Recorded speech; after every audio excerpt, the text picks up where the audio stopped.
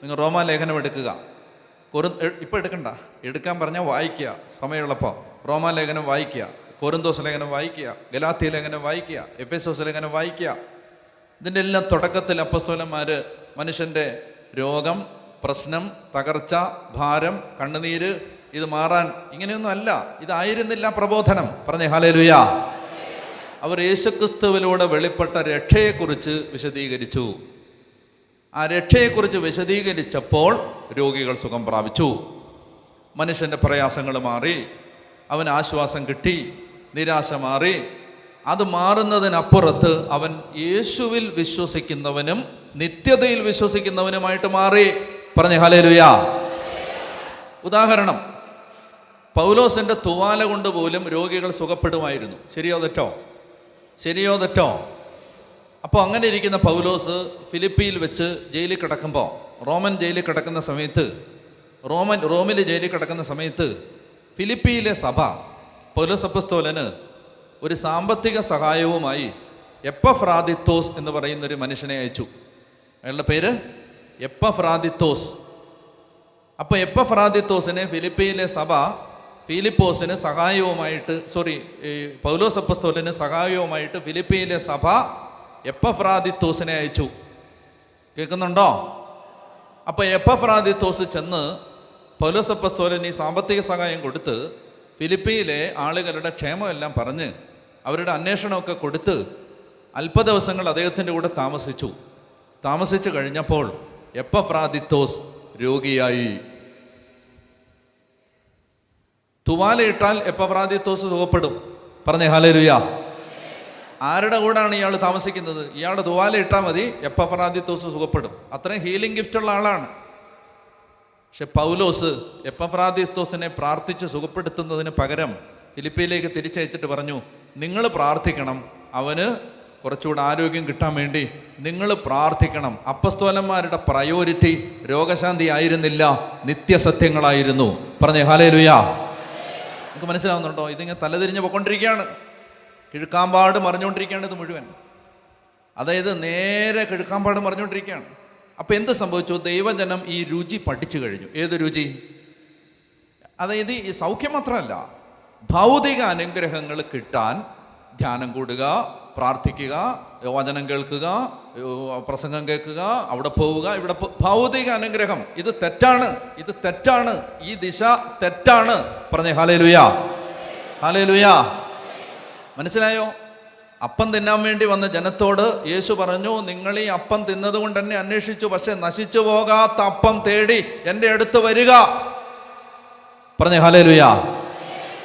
അപ്പം അതുകൊണ്ട് നിങ്ങൾ മനസ്സിലാക്കിയിരിക്കണം, നമുക്ക് ഇതിന് ഒരു തിരുത്തൽ ആവശ്യമാണ്.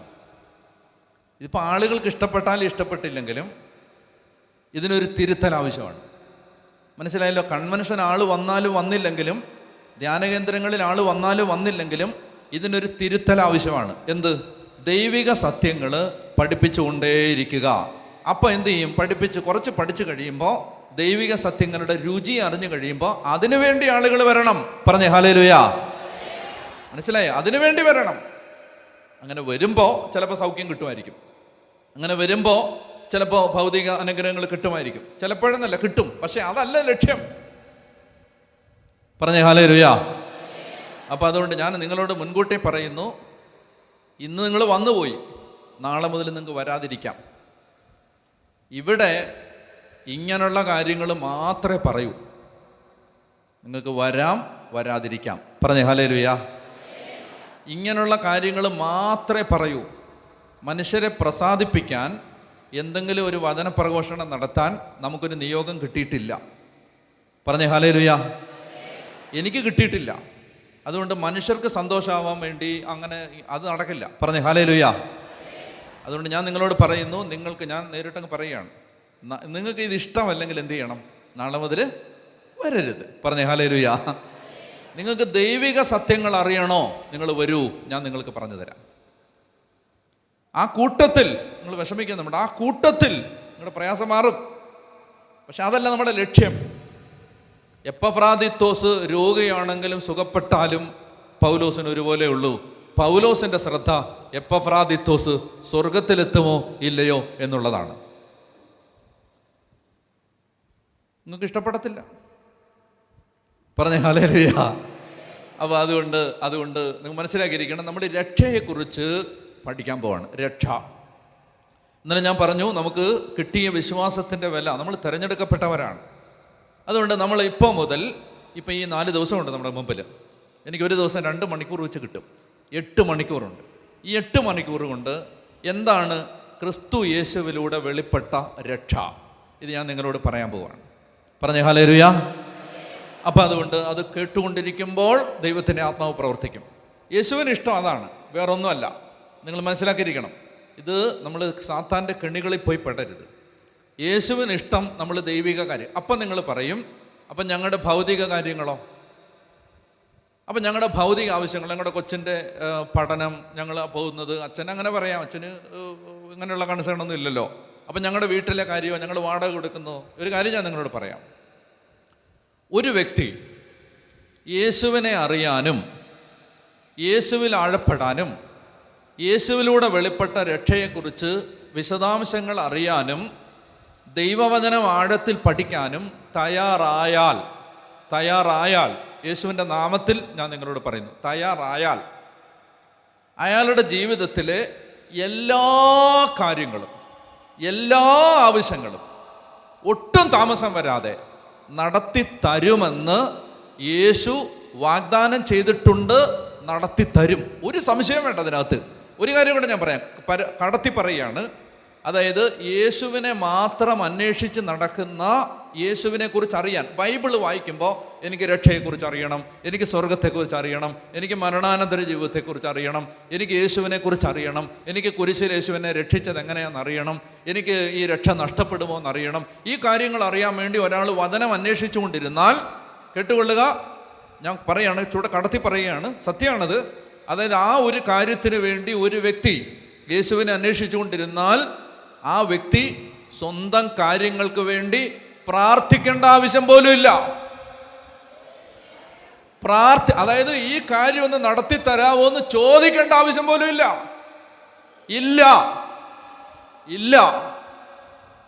ജീവിതത്തിലെ എത്രയോ മണിക്കൂറുകൾ ലാഭമാകും. നിങ്ങൾ പറഞ്ഞേ ഹല്ലേലൂയ. ഭൗതിക ആവശ്യങ്ങൾ പ്രാർത്ഥിക്കേണ്ടതില്ലെന്ന് ഞാൻ നിങ്ങളോട് ചോദിക്കട്ടെ, നിങ്ങളുടെ കുടുംബത്തിലെ പല കുട്ടികളും കുടുംബ പ്രാർത്ഥന വെറുത്തത് എന്തുകൊണ്ടാണ്? ഞാൻ ഒരു സൂത്രം പറയട്ടെ. അവിടെ പോയപ്പോൾ അവിടുന്ന് ഒരു പ്രാർത്ഥനാ പുസ്തകം കിട്ടി, ഇവിടെ പോയപ്പോൾ ഇവിടുന്ന് ഒരു പ്രാർത്ഥനാ പുസ്തകം കിട്ടി, അവിടെ പോയപ്പോൾ അവിടുന്ന് ഒരു പ്രാർത്ഥനാ പുസ്തകം കിട്ടി. അന്നേരമാണ് താണ്ട വാട്സപ്പിൽ വേറൊരു പ്രാർത്ഥന വന്നു, അന്നേരം വേറൊരു പ്രാർത്ഥന. ഈ പ്രാർത്ഥന എല്ലാം കൂടെ വൈകിട്ട് 6 മണിക്ക് ഇരിക്കുകയാണ് അമ്മ, തീരുമ്പോൾ 9:30 ആവും. ഈ കുട്ടികൾ വിശ്വാസം വെറുത്തതിന് വല്ല കാരണമുണ്ടോ? പറഞ്ഞേ ഹല്ലേലൂയ. നിങ്ങൾക്ക് മനസ്സിലാവുന്നുണ്ടോ? അതായത് ലോകത്തുള്ള സകല പ്രാർത്ഥനയും ചൊല്ലി ബൈബിൾ വായിക്കാൻ സമയമില്ല, വചനം ധ്യാനിക്കാൻ സമയമില്ല. കാരണം ഇത് ചൊല്ലിത്തീർക്കണ്ടേ മുഴുവൻ. പറഞ്ഞേ ഹല്ലേലൂയ. ഞാൻ നിങ്ങളോട് പറയുന്നു, നിങ്ങൾ ഈ പ്രാർത്ഥനാ പുസ്തകങ്ങൾ മുഴുവൻ, സഭയുടെ അല്ല കേട്ടോ, സഭയുടെ അല്ല, ഓരോ സ്ഥലത്തു നിന്നും വാങ്ങിച്ച സകല പ്രാർത്ഥനാ പുസ്തകങ്ങൾ ഇന്ന് രാത്രി കത്തിച്ചോ. നിങ്ങളുടെ ആവശ്യങ്ങളെല്ലാം നടത്തിത്തരാൻ വചനത്തിൽ ഇരിക്കുന്ന യേശുവിന് ശക്തിയുണ്ട്. നിങ്ങൾ ഇത് ആവശ്യമില്ലാത്ത സമയം കളയരുത്, തെറ്റിദ്ധരിക്കപ്പെടും എന്നറിഞ്ഞുകൊണ്ട് തന്നെ ഈ പറയണേ. സമയം കളയരുത്. നിങ്ങൾ കുർബാനയ്ക്ക് വരൂ, യാമപ്രാർത്ഥനകൾ ചൊല്ലൂ, സ്റ്റോപ്പ്, ജപമാലയും ചൊല്ലൂ, മതി. പറഞ്ഞേ ഹല്ലേലൂയ. മനസ്സിലായി? കാരണക്കൊന്ത ചൊല്ലൂ, മതി. ഇനി കുറച്ച് പേർക്ക് വിഷമാവണ്ട, മതി. പ്രാർത്ഥന, ഈ പ്രാർത്ഥന, ഈ പ്രാർത്ഥന, ഈ പ്രാർത്ഥന, ആ പ്രാർത്ഥന, ഈ പ്രാർത്ഥന. എൻ്റെ ദൈവമേ, ഇതെല്ലാം കൂടെ എപ്പോൾ ചൊല്ലാനാണ്? പറഞ്ഞേ ഹല്ലേലൂയ. പറഞ്ഞേ ഹല്ലേലൂയ. എന്നിട്ട് നിങ്ങൾ ദൈവവചനത്തിൽ ശ്രദ്ധിക്കൂ, പഠിക്കൂ,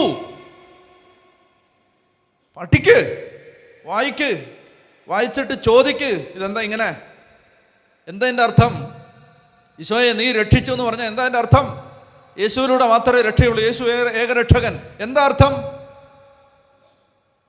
ചോദിക്കൂ, പഠിക്കൂ, അതിൽ ശ്രദ്ധിക്കൂ. സകല കാര്യങ്ങളും ദൈവം ഏറ്റെടുക്കും, സകല കാര്യങ്ങളും. പറഞ്ഞേ ഹല്ലേലൂയ. പറഞ്ഞേ ഹല്ലേലൂയ. അതായത് സമ്പത്തിന്റെ പുറകെ പോകണ്ട, അലയേണ്ട കാര്യം വരില്ല. മനസ്സിലായി? നമ്മൾ പൈസയുടെ പുറകെ പോകണ്ട, പൈസ നമ്മുടെ പുറകെ വരും. കാര്യങ്ങൾ നടന്നാ പോരെ?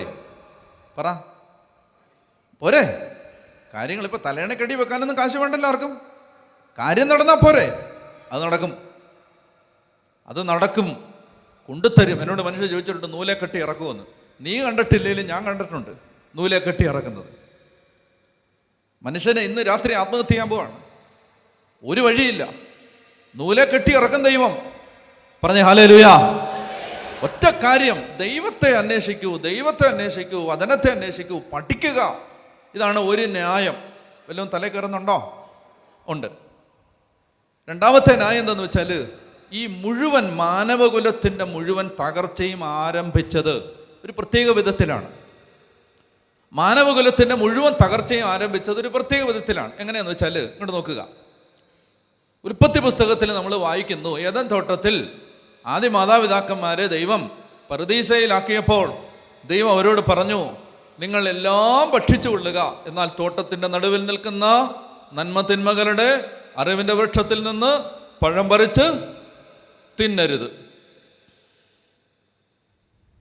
അവര് പഴം പറിച്ച് തിന്നാനിടയായി. അതിങ്ങനെയാണ്, ശ്രദ്ധിക്കുക. ലുക്ക് അറ്റ് മീ, നോക്കൂ, ഇങ്ങോട്ട് നോക്കൂ. ഞാൻ ഒരു കാര്യം പറയട്ടെ. ഈ കാര്യങ്ങൾ പറയാൻ ഞാൻ പ്രാർത്ഥിച്ചു, ഈശോയെ എന്താണ് ഈ മാന്നാനം കൺവെൻഷന് പറയേണ്ടത്? അപ്പോൾ എനിക്ക് എൻ്റെ ഹൃദയത്തിൽ ചില ബോധ്യങ്ങൾ ദൈവം തന്നു. അപ്പോൾ ഞാൻ അതിനു വേണ്ടി ഇരുന്ന് പ്രാർത്ഥിച്ചു, ഒരുങ്ങി. അപ്പോൾ അങ്ങനെ ഇരിക്കുമ്പോൾ ഇന്ന് ഞാൻ ഇവിടെ എത്തരുതെന്ന് സാത്താന് നല്ല നിർബന്ധമുള്ള പോലെ തോന്നി എനിക്ക് ഇറങ്ങിയപ്പോൾ മുതൽ. അതായത് ഇത് ഒരു പൈശാചിക ലോകം എതിരെ നിൽക്കുകയാണ്. ഇതൊന്നും ആരും അറിയാൻ പാടില്ല, ഇതൊന്നും ആർക്കും കേൾക്കാൻ പാടില്ല. അവരെല്ലാം എന്ത് കേൾക്കണം?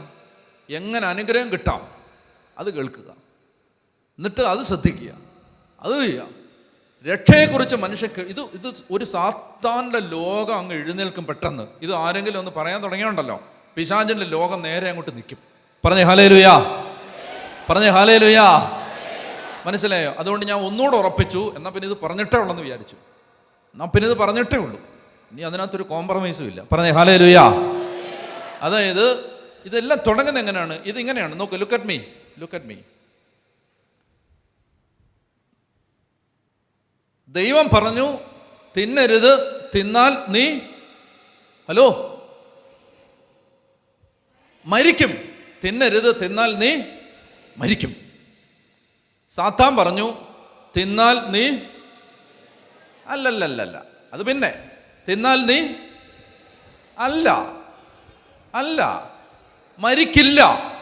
അങ്ങനെ പറഞ്ഞു. നിങ്ങളുടെ ബൈബിളിൽ ശരിക്കും വായിക്കണം. തിന്നാൽ നീ മരിക്കില്ല എന്ന് മാത്രമല്ല, ദൈവത്തെ പോലെ ആവും. ആദ്യം പറഞ്ഞ എന്താ? മരിക്കില്ലെന്നാ പറഞ്ഞേ. ദൈവം എന്താ പറഞ്ഞേ? മരിക്കും. സാത്താൻ എന്ത് പറഞ്ഞു? അപ്പൊ സാത്താൻ പറയുന്നത് എപ്പോഴും ദൈവം പറഞ്ഞതിന്റെ എക്സാക്ട് ഓപ്പോസിറ്റാണ്. ദൈവം പറഞ്ഞതിന്റെ കറക്റ്റ് ഓപ്പോസിറ്റാണ് സാത്താൻ പറയുന്നത്. ദൈവം പറഞ്ഞു മരിക്കും, സാത്താൻ പറഞ്ഞു മരിക്കില്ല, ദൈവത്തെ പോലാവും. ശ്രദ്ധിക്കുക, ഇതെന്താണ്? ദൈവം പറഞ്ഞത് എന്താണ്? ഒരറിവാണ്. സാത്താൻ പറഞ്ഞത് എന്താണ്? ഒരറിവാണ്. സമ്മതിക്കാവോ? ഹലോ, ദൈവം പറഞ്ഞത് ഒരറിവാണ് അല്ലേ? ഒരു ഇൻഫർമേഷൻ ദൈവം തന്നു. എന്താണ്? തിന്നല്ലേ, മരിക്കും. സാത്താൻ പറഞ്ഞു തിന്നോ, മരിക്കത്തില്ല.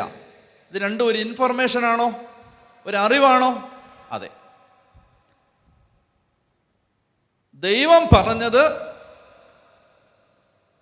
വിശ്വസിച്ചില്ല, സാത്താൻ പറഞ്ഞത് വിശ്വസിച്ചു. അപ്പൊ അറിവ് തെറ്റായ അറിവ് പിടികിട്ടുന്നോ? തെറ്റായ അറിവ് ആര് പറഞ്ഞു? സാത്താൻ. തെറ്റായ അറിവിൽ നിന്ന് എന്തുണ്ടായി? ദൈവത്തെ അവിശ്വസിച്ചു. തെറ്റായ അറിവ് വന്നപ്പോൾ അടുത്ത ഘട്ടം എന്താണ്? ദൈവത്തെ അവിശ്വസിച്ചു. അപ്പൊ തെറ്റായ അറിവിൽ നിന്ന് എന്ത് വരും? പറയണം. അവിശ്വാസം. തെറ്റായ അറിവിൽ നിന്ന് എന്ത് വരും? അവിശ്വാസം. പറഞ്ഞേ ഹല്ലേലൂയാ, ഹല്ലേലൂയാ. തെറ്റായ അറിവിൽ നിന്ന് അവിശ്വാസം. Wrong information, disbelief, unbelief. Wrong information, unbelief. Clear ആയോ? ചേച്ചിക്ക് മനസ്സിലായോ? ചേച്ചിയാണ് എൻ്റെ ഇവിടുത്തെ ഒരു മാനദണ്ഡം. ചേച്ചിക്ക് മനസ്സിലായാൽ ഞാൻ മുന്നോട്ട് പോകും. ചേച്ചി എന്ന് പറഞ്ഞ വിഷമമെങ്കിൽ അനിയത്തിക്ക് അല്ല ചേച്ചി എന്ന് വിളിക്കാം, കുഴപ്പമുണ്ടോ? എനിക്ക് 28 വയസ്സേ ഉള്ളൂ, ചേച്ചിക്ക് പ്രശ്നമില്ലല്ലോ. അമ്മച്ചിയില്ലല്ലോ, അത് വിളിയില്ല, അത്രയും പ്രായമില്ല. ഉണ്ടോ? എന്നാൽ ചേച്ചി എന്ന് വിളിക്കാം, എനിക്കതാ ഇഷ്ടം. ചേച്ചിക്ക് മനസ്സിലായാൽ ഞാൻ മുന്നോട്ട് പോകും. ചേച്ചിക്ക് മനസ്സിലായത് തെറ്റായ അറിവിൽ നിന്ന് എന്തുണ്ടായി? അവിശ്വാസം. ചേച്ചിക്ക് മനസ്സിലായി. അടുത്തത് അവിശ്വാസത്തിൽ നിന്നുണ്ടായി? പഴം പറിച്ചത് തിന്നില്ലേ? അപ്പൊ എന്തുണ്ടായി? അനുസരണക്കേട്. ഇതാണ് ആ പ്രോസസ്. ഓർത്തോണം, തെറ്റായ അറിവ്, അവിശ്വാസം, അനുസരണക്കേട്. സ്വർഗം ഈ വീഴ്ചയെ പരിഹരിച്ചത് എങ്ങനെയാണെന്നറിയാമോ? യേശു വന്നിട്ട് അവൻ അവരുടെ ഗ്രാമങ്ങളിൽ പ്രസംഗിച്ചും സിനഗോഗുകളിൽ പഠിപ്പിച്ചും ഗലീലി മുഴുവൻ ചുറ്റി സഞ്ചരിച്ചു. എങ്ങനെ ചുറ്റി സഞ്ചരിച്ച്? യേശു വന്നിട്ട് പരസ്യ ജീവിതത്തിൻ്റെ ആ 3 വർഷങ്ങൾ എന്ത് ചെയ്തു? പ്രസംഗിച്ചു, പഠിപ്പിച്ചു, എന്നിട്ട് ചുറ്റി നടന്നു. പ്രസംഗിച്ചു, പഠിപ്പിച്ചു. ജനക്കൂട്ടത്തെ കണ്ടപ്പോൾ അവരെ പിടിച്ചിരുത്തി 3 ദിവസം ഒറ്റയടിക്ക് അങ്ങോട്ട് പ്രസംഗിച്ചു. അപ്പൊ യേശു സുവിശേഷം മാനവകുലത്തിന് ഏദന്റെ കന്നിമണ്ണിൽ സാത്താൻ വരുത്തിയ പാതകത്തെ ദൈവം പരിഹരിച്ചത് തൻ്റെ പുത്രനെ അയച്ച് പഠിപ്പിച്ചു. എന്ത് പഠിപ്പിച്ചു? ശരിയായ അറിവ്.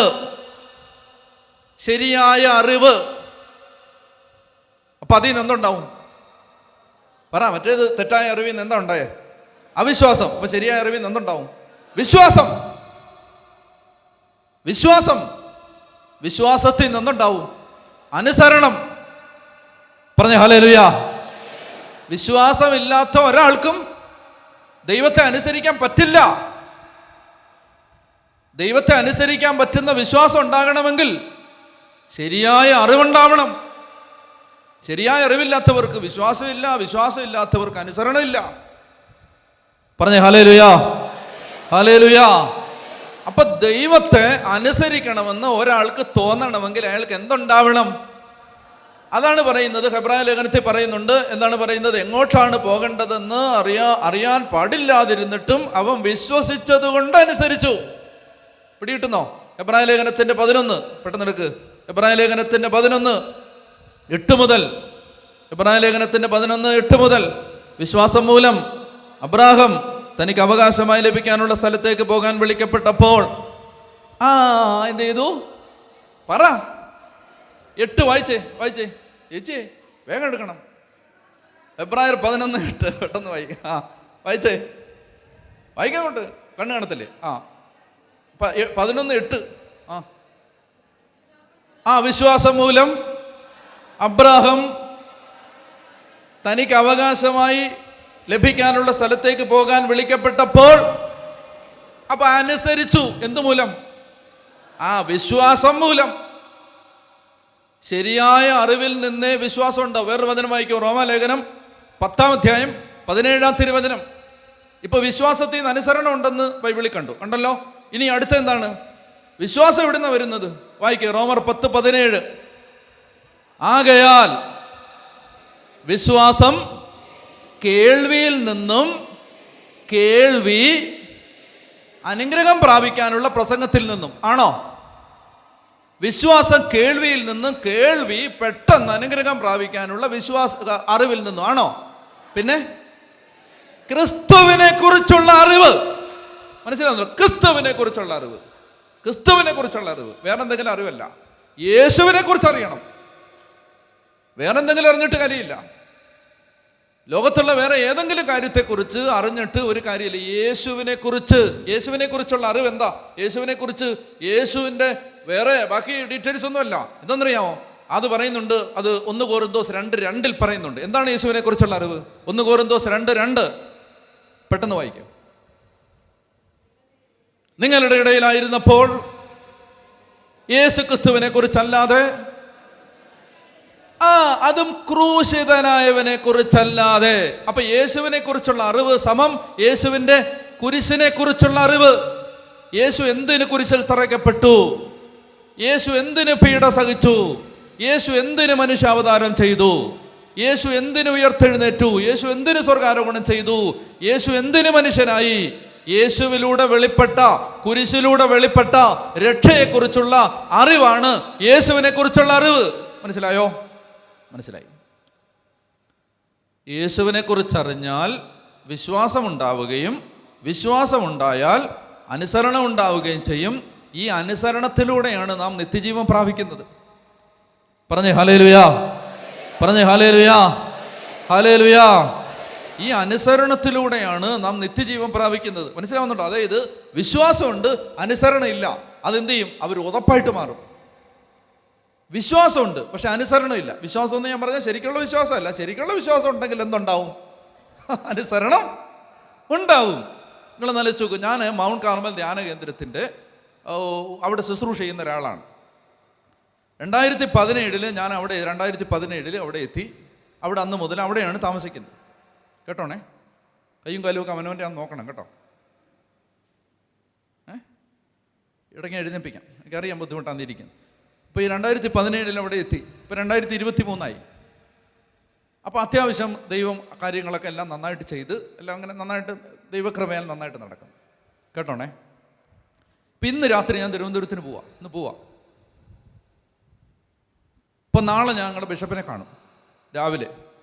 ഇപ്പം രാവിലെ അദ്ദേഹം പറയുകയാണ്, ഇങ്ങേർക്ക് ട്രാൻസ്ഫറാണ്, റുവാണ്ടയ്ക്ക് പൊക്കോളൂ, റുവാണ്ട എന്ന് പറയാന്ന് വിചാരിക്കുക. ട്രാൻസ്ഫറാണ്. എങ്ങോട്ട് പോകണം? ഉഗാണ്ട അല്ല, റുവാണ്ട, വേറെ രാജ്യമാണ് റുവാണ്ട. ചേച്ചി നാളെ ഇവിടെ ഇരിക്കത്തില്ലെന്ന് എനിക്ക് നന്നായിട്ട് അറിയാം.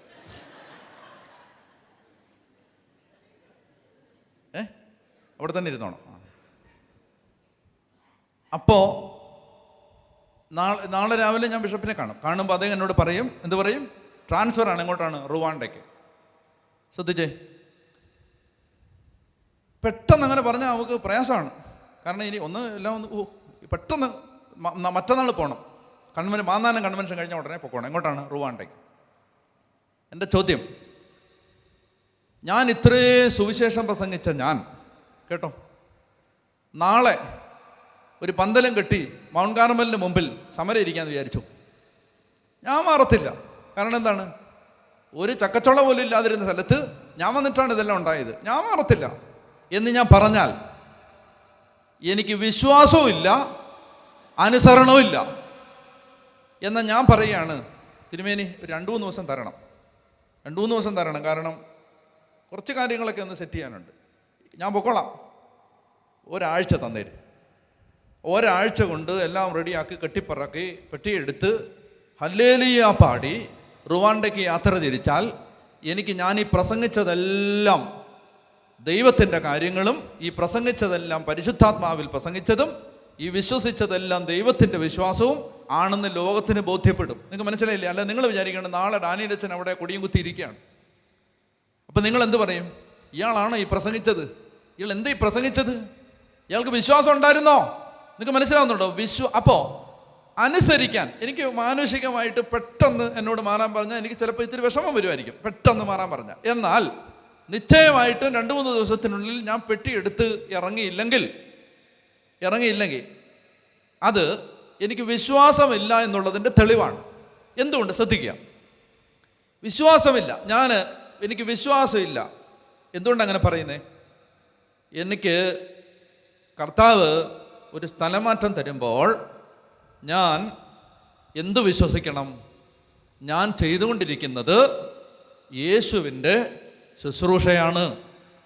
അതൊരു സ്ഥലത്ത് ബന്ധിക്കപ്പെട്ട ശുശ്രൂഷയല്ല. യേശു എന്നെ വിളിച്ചിരിക്കുന്നത് ലോകം മുഴുവൻ പോയി എല്ലാ സൃഷ്ടികളോട് സുവിശേഷം പറയാനാണ്. അത് കേരളത്തിലെ ഒരു പ്രത്യേക പോയിന്റിൽ മാത്രം ഒതുങ്ങി നിൽക്കാനല്ല. അതുകൊണ്ട് യേശു എന്നോട് പറയാണ് 2023 നീ റുവാണ്ടയ്ക്ക് പോകാൻ പറഞ്ഞാൽ യേശുവാണ് പറയുന്നത്, അതുകൊണ്ട് ഞാൻ അനുസരിക്കും എന്ന് പറയാൻ എൻ്റെ വിശ്വാസം എന്നെ സഹായിക്കും. എൻ്റെ വിശ്വാസം അതെന്തുകൊണ്ടെന്നറിയാമോ? 2017 മൗണ്ട് കാർമലിൽ വരുമ്പോൾ എന്നെ അനുഗ്രഹിച്ച എൻ്റെ യേശു റുവാണ്ടയിലും എന്നെ അനുഗ്രഹിക്കും എന്ന വിശ്വാസമാണത്. വിശ്വാസം അല്ലാതെ ഈ സ്ഥലത്ത് മാത്രമേ ഉള്ളോ ദൈവാനുഗ്രഹം. പറഞ്ഞേ ഹല്ലേലൂയ. നിങ്ങൾക്ക് മനസ്സിലാകുന്നുണ്ടോ? വിശ്വാസത്തിൽ നിന്നേ എന്തുള്ളൂ? അനുസരണമുള്ളൂ. ഇനി വിശ്വാസം എവിടുന്ന? റോമർ 10:17. വിശ്വാസം കേൾവിയിൽ നിന്നും, കേൾവി ക്രിസ്തുവിനെ കുറിച്ചുള്ള പ്രസംഗത്തിൽ നിന്നും, ക്രിസ്തുവിനെ കുറിച്ചുള്ള പ്രസംഗത്തിൽ നിന്നും, ക്രിസ്തുവിനെ കുറിച്ചുള്ള പ്രസംഗത്തിൽ നിന്നും. അതുകൊണ്ട് എൻ്റെ പൊന്നു സഹോദരങ്ങളെ, ഞാൻ നിങ്ങളോട് പറയുകയാണ്, ഇനി ആയുസ് കുറച്ചുകൂടെ ഉണ്ടല്ലോ. കുറച്ചായുസും കൂടില്ല എന്തായാലും. ആ കുറച്ചായുസിൽ നമുക്ക് യേശുവിനെ കുറിച്ച് അറിയാം, യേശുവിനെ കുറിച്ച് അറിയാം, യേശുവിനെ കുറിച്ച് പഠിക്കാം. അങ്ങനെ യേശുവിനെ കുറിച്ച് അറിയും തോറും കർത്താവിൻ്റെ ശക്തമായ കൃപ നമ്മുടെ ജീവിതത്തിൽ വെളിപ്പെടുകയും നമ്മൾ നിത്യതയുടെ അവകാശികളായി മാറുകയും ചെയ്യും. പറഞ്ഞേ ഹല്ലേലൂയ, ഹല്ലേലൂയ. അപ്പോൾ ഒന്ന് എഴുന്നേക്കാവോ? ഈ പ്രയാസമാണെന്ന് എനിക്കറിയാം, എന്നാലും നിങ്ങളിങ്ങനെ ഇരുന്നാൽ നിങ്ങൾക്ക് അതിനേക്കാൾ പ്രയാസമാണ്. ഒന്ന് എഴുന്നേറ്റ് കായും കാലും ഒക്കെ ഒന്ന് നോത്തിട്ട് ഇരിക്കാം. പെട്ടെന്ന് ഇരിക്കണമെന്നേ ഉള്ളൂ, അല്ലെങ്കിൽ 2-3 പേര് അധികം വരും. പെട്ടെന്ന് ഇരിക്കുന്നത് പെട്ടെന്ന് ഇരുന്നാണ്. ഓക്കെ, ഒന്ന് എഴുന്നേറ്റ് പറ്റുന്ന വയ്യാത്തവരൊന്നും എഴുന്നേക്കണ്ട, ഒന്ന് എഴുന്നേറ്റ് കൈയും കാലും ഒക്കെ നനക്കിയിട്ട് നമുക്ക് പഠിക്കുകയാണ്. അതുകൊണ്ട് നമുക്ക് ശരിക്കും അത് ശ്രദ്ധയോടെ പഠിക്കണം, എന്നിട്ട് നന്നായിട്ടൊന്ന് അപ്പോൾ ആഗ്രഹിക്കുക. അപ്പം ഞാൻ നിങ്ങളോട് ചോദിക്കുകയാണ്, അപ്പോൾ ഇപ്പോൾ നിങ്ങൾ ആഗ്രഹിക്കുന്നോ? യേശുവിനെ കുറിച്ച് അറിയാൻ ആഗ്രഹിക്കുന്നോ? യേശുവിനെ കുറിച്ച് പറയപ്പെടുമ്പോൾ തന്നെ പരിശുദ്ധാത്മാവ് വരും. യേശുവിനെ കുറിച്ച്, കാരണം പരിശുദ്ധാത്മാവിന് യേശുവിനെ കുറിച്ച് പറഞ്ഞാൽ ഭയങ്കര സന്തോഷമാണ്. അവിടെ പരിശുദ്ധാത്മാവ് അപ്പം തന്നെ ഇറങ്ങി വരും. ദൈവത്തിൻ്റെ ആത്മാവ് ഇറങ്ങി പ്രവർത്തിക്കും. ഞാൻ പറയാൻ വന്നത് എന്തെന്നറിയാമോ? അതായത് വിശ്വാസം ഉണ്ടായിരിക്കുകയും വിശ്വാസം ഉണ്ടെന്ന് പറയുകയും അനുസരണമില്ലാതിരിക്കുകയും ചെയ്താൽ നമ്മൾ ഉതപ്പാവും. ആവില്ലേ? അത് ഞാൻ എൻ്റെ ഉദാഹരണം പറഞ്ഞ് ഉതപ്പാവും. ഇപ്പം നിങ്ങൾ മാന്നാനം കൺവെൻഷന് വരുന്നു, ഇവിടെ വന്ന് ഹല്ലേലൂയ സ്തോത്രം എല്ലാം പറയുന്നു, ബൈബിളെല്ലാം വായിക്കുന്നു, ഇടവ പള്ളി ചെന്ന് പ്രശ്നം ഉണ്ടാക്കുന്നു. നിങ്ങൾ ഭയങ്കര ഉതപ്പാണ്, മനസ്സിലായില്ലേ? ഇവിടെ ഭയങ്കര ഹല്ലേലൂയ എല്ലാം വലിയ ഹൈ വോളിയം ഹല്ലേലൂയ. പക്ഷേ അവിടെ ചെന്നിട്ട് എന്ത് ചെയ്യുന്നു? വികാരിച്ചൻ്റെ കഴുത്തിന് പിടിക്കുന്നു, മെത്രാൻ്റെ തള്ളുന്നു. പിന്നെ വിശ്വാസവും അനുസരണവും ബന്ധപ്പെട്ടതാണ്. വിശ്വാസവും അനുസരണവും. പറഞ്ഞേ ഹല്ലേലൂയ, പറഞ്ഞേ ഹല്ലേലൂയ. മനസ്സിലായോ? അല്ലെങ്കിൽ നമ്മൾ ഉതപ്പായിട്ട് മാറും, ഈ ലോകത്തിന് നമ്മൾ സ്കാൻഡലായിട്ട് മാറും. ഒന്ന് കരങ്ങൾ ഉയർത്തി കണ്ണടച്ച് നന്നായിട്ടൊന്ന് സ്തുതിച്ചേ, ഒന്ന് വിട്ടുകൊടുത്ത് സ്തുതിച്ചേ. ഹല്ലേലൂയ. യേശുവേ മഹത്വം, മഹത്വം, മഹത്വം, മഹത്വം, മഹത്വം, മഹത്വം. യേശുവേ ആരാധന, ആരാധന, ആരാധന, ആരാധന, ആരാധന, ആരാധന, ആരാധന, ആരാധന. യേശുവേ ആരാധന, ആരാധന, ആരാധന, ആരാധന, ആരാധന, ആരാധന. ഹല്ലേലൂയ, ഹല്ലേലൂയ, ഹല്ലേലൂയ, ഹല്ലേലൂയ, ഹല്ലേലൂയ, ഹല്ലേലൂയ, ഹല്ലേലൂയ, ഹല്ലേലൂയ, ഹല്ലേലൂയ. സ്തുതിക്കുന്നു, സ്തുതിക്കുന്നു, സ്തുതിക്കുന്നു, സ്തുതിക്കുന്നു, സ്തുതിക്കുന്നു, സ്തുതിക്കുന്നു, സ്തുതിക്കുന്നു. പരിശുദ്ധാത്മാവേ നിറയണമേ, നിറയണമേ, നിറയണമേ, നിറയണമേ. ഉറക്കെ വിളിച്ച യേശുവേ, ഈശോയേ ആരാധന, ആരാധന, ആരാധന, ആരാധന, ആരാധന, ആരാധന. ഈശോയേ, ഈശോയേ ആരാധന, ആരാധന, ആരാധന, ആരാധന, ആരാധന. കരങ്ങളടിച്ച്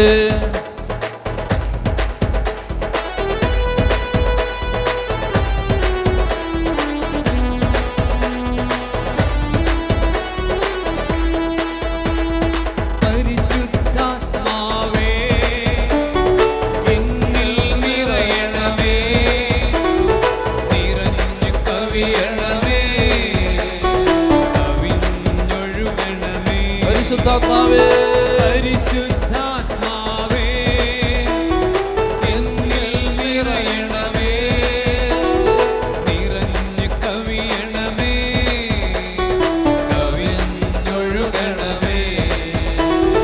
പരിശുദ്ധാത്മാവേ എന്നിൽ നിറയണമേ, നിറഞ്ഞു കവിയണമേ,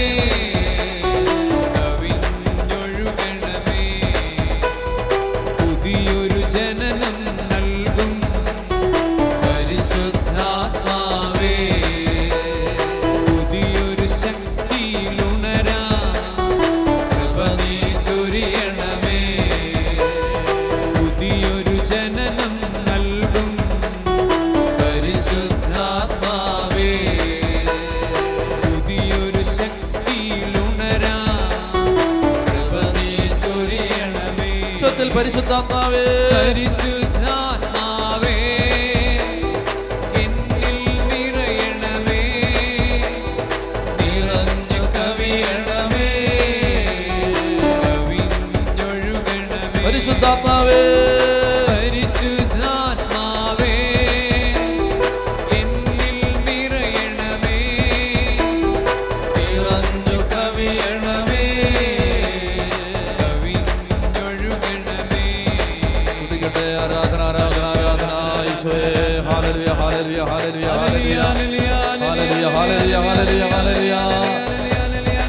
ഹല്ലേലൂയ ഹല്ലേലൂയ ഹല്ലേലൂയ ഹല്ലേലൂയ യേശുവേ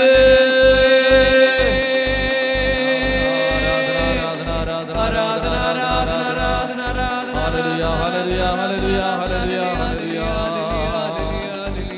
ശക്തമായിട്ടൊന്ന് കരങ്ങൾ അടിച്ച് കർത്താവിനെ ആരാധിച്ച് നന്നായിട്ടൊന്ന് കരങ്ങൾ അടിച്ച് യേശുവേ മഹത്വം, ഈശോയെ മഹത്വം, ഈശോയെ മഹത്വം. ഹല്ലേലൂയ. ഇരിക്കാം ഇരിക്കാം ഇരിക്കാം. ആ അധികം വന്നോ എല്ലാവരും? ഓക്കെ. ആ ഇത്തിരി മുന്നോട്ടൊക്കെ ഇരുന്ന് കൊടുത്തോ കേട്ടോ. കുറച്ചൊക്കെ മുന്നോട്ടൊക്കെ ഇരുന്നു, ഈ ഭാഗത്തൊക്കെ മുന്നോട്ടൊക്കെ ഇരുന്നു. ഓക്കെ. അപ്പോൾ യൂദാസിൻ്റെ ലേഖനം എടുക്കുക. അതിന് എത്ര അധ്യായമുണ്ട്? മൂന്ന് ഉത്തരങ്ങൾ. 1, 2, 3. പറ. ഒരധ്യായവും ഇല്ല, അതിന് അധ്യായമില്ല, വാക്യങ്ങൾ മാത്രമേ ഉള്ളൂ. അപ്പോൾ അതിൻ്റെ 1-ാമത്തെ വാക്യം വായിക്കാം. യൂദാസിൻ്റെ ലേഖനം 1-ാമത്തെ വാക്യം. ഇത് ഈശോയെ ഒറ്റിക്കൊടുത്ത യൂദാസ് അല്ല കേട്ടോ. ചേച്ചിക്ക് ഒരു വിഷമം തുറക്കാൻ. ആ യൂദാസ് അല്ല ഇത്. അത് വായിച്ചേ. യൂദാസിൻ്റെ ലേഖനം അതിൻ്റെ 1-ാമത്തെ വാക്യം വായിച്ചേ. യേശുക്രിസ്തുവിൻ്റെ ദാസനും യാക്കോബിൻ്റെ സഹോദരനുമായ യൂദാസ്, പിതാവായ ദൈവത്താൽ സ്നേഹിക്കപ്പെടുന്നവരും യേശുക്രിസ്തുവിന് വേണ്ടി കാത്തു സൂക്ഷിക്കപ്പെടുന്നവരുമായ വിളിക്കപ്പെട്ടവർക്ക് എഴുതുന്നത്, നിങ്ങളിൽ കരുണയും സമാധാനവും സ്നേഹവും സമൃദ്ധമായി ഉണ്ടാകട്ടെ. 3-ാമത്തെ വാക്യം. പ്രിയപ്പെട്ടവരെ, നമുക്ക് പൊതുവായി ലഭിച്ചിരിക്കുന്ന രക്ഷയെക്കുറിച്ച് നിങ്ങൾക്ക് എഴുതുവാൻ ഞാൻ അതിയായി ആഗ്രഹിച്ചിരിക്കും. അപ്പോൾ യൂദാസ് ലേഖനം എഴുതുമ്പോൾ അദ്ദേഹം എന്തെഴുതാനാണ് ആഗ്രഹിച്ചിരുന്നത്? നമുക്ക് പൊതുവായി ലഭിച്ചിരിക്കുന്ന രക്ഷയെക്കുറിച്ച്. പറഞ്ഞേ ഹല്ലേലൂയ, പറഞ്ഞേ ഹല്ലേലൂയ. അപ്പോൾ ഇതായിരുന്നു അപ്പസ്തോലന്മാരുടെ ശ്രദ്ധ മുഴുവൻ. പൊതുവായി ലഭിച്ചിരിക്കുന്ന രക്ഷയെക്കുറിച്ച്. അപ്പസ്തോലനായ പത്രോസ്, അപ്പസ്തോല പ്രവർത്തനത്തിൻ്റെ 2-ാം അധ്യായം, അപ്പസ്തോലനായ പത്രോസ് ലീഗ തൻ്റെ ആദ്യത്തെ പ്രസംഗം നടത്തുമ്പോൾ, തിരുസഭയിലെ കന്നിപ്രസംഗം, ആദ്യത്തെ സുവിശേഷ പ്രസംഗം യേശുവിൻ്റെ കാലശേഷം അപ്പസ്തോലന്മാർ പ്രസംഗിക്കാൻ ആരംഭിച്ചപ്പോൾ അവരെന്താണ് പ്രസംഗിച്ചത്? അപ്പസ്തോല പ്രവർത്തനം 2-ാം അധ്യായം 14-ാം തിരുവചനം വായിക്കുക. എന്നാൽ പത്രോസ് മറ്റു 11 പേരോടുമൊപ്പം എഴുന്നേറ്റ് നിന്ന് ഉച്ചസ്വരത്തിൽ വിളിച്ച് പറഞ്ഞു, അവരോട് പറഞ്ഞു. ഇനി മുഴുവൻ വായിക്കുന്നില്ല. അതിനകത്ത് പറഞ്ഞിരിക്കുന്ന കാര്യങ്ങൾ 22 മുതൽ പെട്ടെന്നൊന്ന് വായിച്ചേ. ഇസ്രായേൽ ജനങ്ങളെ, ഈ വാക്കുകൾ കേൾക്കുവിൻ. നിങ്ങൾക്കറിയാവുന്നതുപോലെ ദൈവം നസ്രായനായ യേശുവിനെ താൻ അവൻ വഴി നിങ്ങളുടെ ഇടയിൽ പ്രവർത്തിച്ച മഹത്തായ കാര്യങ്ങൾ കൊണ്ടും തൻ്റെ അത്ഭുതകൃത്യങ്ങളും അടയാളങ്ങളും കൊണ്ടും നിങ്ങൾക്ക് സാക്ഷ്യപ്പെടുത്തി തന്നു. അവൻ ദൈവത്തിൻ്റെ നിശ്ചിത പദ്ധതിയും പൂർവ്വജ്ഞാനവും അനുസരിച്ച് നിങ്ങളുടെ കൈകളിൽ ഏൽപ്പിക്കപ്പെട്ടു. അധർമ്മികളുടെ കൈകളാൽ അവനെ നിങ്ങൾ കുരിശിൽ തറച്ചു കൊന്നു. എന്നാൽ ദൈവം അവനെ മൃത്യുപാശത്തിൽ നിന്ന് വിമുക്തനാക്കി ഉയർപ്പിച്ചു. കാരണം അവൻ മരണത്തിൻ്റെ പിടിയിൽ കഴിയുക അസാധ്യമായിരുന്നു. വാക്യം 32. ആ യേശുവിനെ ദൈവം ഉയർപ്പിച്ചു. ഞങ്ങളെല്ലാവരും അതിന് സാക്ഷികളാണ്. ദൈവത്തിൻ്റെ വലതുഭാഗത്തേക്ക് ഉയർത്തപ്പെടുകയും പിതാവിൽ നിന്ന് പരിശുദ്ധാത്മാവിനെ വാഗ്ദാനം സ്വീകരിക്കുകയും ചെയ്ത അവൻ ഈ ആത്മാവിനെ വർഷിച്ചിരിക്കുന്നു. വാക്യം 37. ഇത് കേട്ടപ്പോൾ അവരുടെ ഹൃദയം നുറുങ്ങി. ഹലോ, ഹൃദയം നുറുങ്ങിയത് അപ്പസ്തോലനായ പത്രോസ് അനുഗ്രഹങ്ങളെക്കുറിച്ച് പ്രസംഗിച്ചപ്പോഴല്ല. എന്താ പ്രസംഗിച്ചത്? യേശുവിൻ്റെ മനുഷ്യാവതാരം, യേശുവിൻ്റെ പീഡാസഹനം, യേശുവിൻ്റെ കുരിശുമരണം, യേശുവിൻ്റെ ഉയർത്തെഴുന്നേൽപ്പ്, യേശുവിൻ്റെ സ്വർഗാരോഹണം, യേശു പിതാവിൻ്റെ വലതുഭാഗത്തിരുന്നത്, പരിശുദ്ധാത്മാവിനെ വർഷിച്ചത്, യേശുവിനെ സംബന്ധിച്ച രക്ഷയുടെ രഹസ്യങ്ങൾ പ്രസംഗിച്ചപ്പോൾ വാക്യം 32. ഇത് കേട്ടപ്പോൾ അവരുടെ ഹൃദയം നുറുങ്ങി. ഇംഗ്ലീഷ് ബൈബിളിൽ പറയും വാക്യം 37. ഇത് കേട്ടപ്പോൾ അവരുടെ ഹൃദയം നുറുങ്ങി. ഇംഗ്ലീഷ് ബൈബിൾ പറയുന്നത് they cut to the heart എന്നാണ്. cut to the heart. മനസ്സിലായോ? cut to the heart എന്ന് പറഞ്ഞാൽ, പച്ച മലയാളത്തിൽ പറഞ്ഞാൽ ചങ്ക് പിളർന്നു. എന്ത് കേട്ടപ്പോഴാ? നിങ്ങൾ ശ്രദ്ധിക്കണം പ്രിയ സഹോദരങ്ങളെ, മാനസാന്തരങ്ങൾ നടക്കാത്തത് യേശുവിനെ കുറിച്ച് പ്രസംഗിക്കാത്തത് കൊണ്ടാണ്. വിശ്വാസം വളരാത്തത് യേശുവിനെ കുറിച്ച് പഠിക്കാത്തത് കൊണ്ടാണ്. യേശുവിനെ കുറിച്ച് പ്രബോധനങ്ങൾ അതിങ്ങനെ ശക്തമായി അന്തരീക്ഷത്തിൽ വളർന്നാലേ ജനതയുടെ വിശ്വാസം വളരൂ. പറഞ്ഞേ ഹല്ലേലൂയാ, പറഞ്ഞേ ഹല്ലേലൂയാ. അതായത് നിങ്ങൾ ശ്രദ്ധിക്കണം, ഒരു കൺവെൻഷന് 10,000 പേര് വന്നത് ആ ദേശത്തുള്ള ജനതയുടെ വിശ്വാസ വളർച്ചയുടെ ലക്ഷണമാവണമെന്നില്ല. ഹലോ, സമ്മതിക്കാവോ? അങ്ങനെ ആവണമെന്നില്ല. പല കാര്യങ്ങൾക്ക് ആളുകൾക്ക് കൺവെൻഷന് വരാം. അതായത് ഒരു ജനതയുടെ വിശ്വാസത്തിൻ്റെ വളർച്ചയെ അടയാളപ്പെടുത്തേണ്ടത് എങ്ങനെയാണ്? ശ്രദ്ധിച്ചിരിക്കുക. ഒരു ജനതയുടെ വിശ്വാസത്തിൻ്റെ വളർച്ചയെ എങ്ങനെയാണ് അടയാളപ്പെടുത്തേണ്ടത്? ഒരു ജനതയുടെ ഒരു ജനത വിശ്വാസത്തിൽ വളർന്നിട്ടുണ്ടോ ഇല്ലയോ എന്ന് എങ്ങനെ അടയാളപ്പെടുത്തും? എങ്ങനെ അടയാളപ്പെടുത്തും? ഒരു ജനത ഇപ്പോൾ ഉദാഹരണത്തിന് മാന്നാനം കൺവെൻഷൻ ഇത്ര 1000 പേര് വന്നു, അതുകൊണ്ട് മാന്നാനത്തെ വിശ്വാസികളുടെ എണ്ണം വർദ്ധിച്ചു എന്ന് പറയാൻ പറ്റില്ല. ഭക്തരുടെ എണ്ണം കൂടിയെന്ന് ചിലപ്പോൾ പറയാമായിരിക്കും. ഒരു ജനതയുടെ വിശ്വാസത്തിൻ്റെ വളർച്ചയെ നമ്മൾ എങ്ങനെ അടയാളപ്പെടുത്തും? അതായത് 2-3 കാര്യങ്ങൾ ഞാൻ പറയാം. ഒന്നാമത്തെ കാര്യം, കർത്താവായ യേശുവിനെ ഏത് പ്രതിസന്ധി ഘട്ടത്തിലും ഏറ്റുപറയാനും അവന് വേണ്ടി ജീവിക്കാനും സഹിക്കാനും, സഹനങ്ങൾ വരുമ്പോൾ പതറാതെ അവൻ്റെ നാമത്തെ ഏറ്റുപറയാനും ഒരു ജനത വളർന്നാൽ ആ ജനതയുടെ വിശ്വാസം വളർന്നു. പിടികിട്ടിയോ? ഒരു ജനത വളർന്നാൽ ആ ജനതയുടെ വിശ്വാസം. അല്ലാതെ പള്ളി വരുന്നവരുടെ എണ്ണം കണ്ടിട്ട് വിശ്വാസത്തിൻ്റെ വളർച്ചയൊന്നും പറയാൻ പറ്റില്ല. ഇടവകയിൽ ഇത്ര പേരുണ്ട് പറയാൻ പറ്റില്ല. അതായത് ഏത് പ്രതികൂലത്തിൻ്റെ നടുവിലും, തെസ്സലോനിക്ക സഭയെക്കുറിച്ച് പറയുമ്പോൾ അപ്പസ്തലൻ പറയും, നിങ്ങൾ എന്ത് ചെയ്യും? ക്ലേശങ്ങൾക്ക് നടുവിലും നിങ്ങൾ വചനം സ്വീകരിച്ചു. അത് വിശ്വാസമാണ്. ക്ലേശത്തിന്റെ നടുവിലും നിങ്ങൾ വചനം സ്വീകരിച്ചു. ചില്ലമഴ പോലെ കണ്ണുനീര് പെയ്തിറങ്ങുന്ന ജീവിതത്തിന്റെ ദുഃഖവും സങ്കടവും ഇങ്ങനെ വീർപ്പ് മുട്ടിച്ചുകൊണ്ടിരിക്കുമ്പോഴും പ്രത്യാശയോടെ യേശുവിന്റെ വചനം സ്വീകരിച്ചു. മനസ്സിലാവുന്നുണ്ടോ? അതെന്തുകൊണ്ടാണ്? അത് ആ ജനതയുടെ വിശ്വാസത്തിന്റെ വളർച്ചയാണ്. അതാണ് സഹനത്തിന്റെയും പ്രതിസന്ധിയുടെയും വേദനയുടെയും നടുവിൽ ഒരു ജനതയ്ക്ക് യേശുവിനെ സ്നേഹിക്കാൻ പറ്റുമോ? മനസ്സിലാവുന്നുണ്ടോ? അതാണ് ജനതയുടെ വിശ്വാസത്തിന്റെ തെളിവ്. പാകിസ്ഥാനിലെ ക്രിസ്ത്യാനികൾ, ചൈനയിലെ ക്രിസ്ത്യാനികൾ, ഇന്ന് ഏറ്റവും കൂടുതൽ വളർന്നുകൊണ്ടിരിക്കുന്ന സഭ ചൈനയിലാണ്. ചൈനയിലെ ക്രിസ്ത്യാനികൾ, പാകിസ്ഥാനിലെ, അഫ്ഗാനിസ്ഥാനിലെ ക്രിസ്ത്യാനികൾ. ഞാൻ അടുത്തിടെ കേട്ടു, ഗർഭിണിയായ ഒരു പെൺകുട്ടി അവളുടെ ഭർത്താവും ഒത്ത് അവൾ അഫ്ഗാനിസ്ഥാനിലേക്ക് പോയിരിക്കുകയാണ് സുവിശേഷ വേലയ്ക്ക്. വിശ്വാസ വളർച്ചയുടെ തെളിവാണത്. വിശ്വാസ വളർച്ചയുടെ തെളിവ്. പറഞ്ഞേ ഹല്ലേലൂയ. മകൻ അച്ഛനാവാൻ പോകാൻ ഇറങ്ങുമ്പോഴും മകൾ കോൺവെന്റിൽ പോകാൻ ഇറങ്ങുമ്പോഴും വഴി തടഞ്ഞു നിൽക്കുന്ന അപ്പന്മാര് പള്ളിയിൽ ഉറക്കെ ഹല്ലേലൂയ പറയുന്നവരായിരിക്കും. വിശ്വാസ വളർച്ചയൊന്നുമല്ല. മനസ്സിലാവുന്നുണ്ടോ? കൺവെൻഷൻ പന്തലുകളിൽ നിന്ന് ഇറങ്ങിപ്പോയത് 10,000-ങ്ങളാണ്, ലക്ഷങ്ങളാണ്. വടക്കേ ഇന്ത്യയുടെ ഗ്രാമങ്ങളിൽ പോയി സുവിശേഷം പറയാൻ എത്ര പേരുണ്ട്? സ്വന്തം കംഫർട്ട് സോണിന് വെളിയിലോട്ട് ഇറങ്ങാൻ എത്ര പേരുണ്ട്?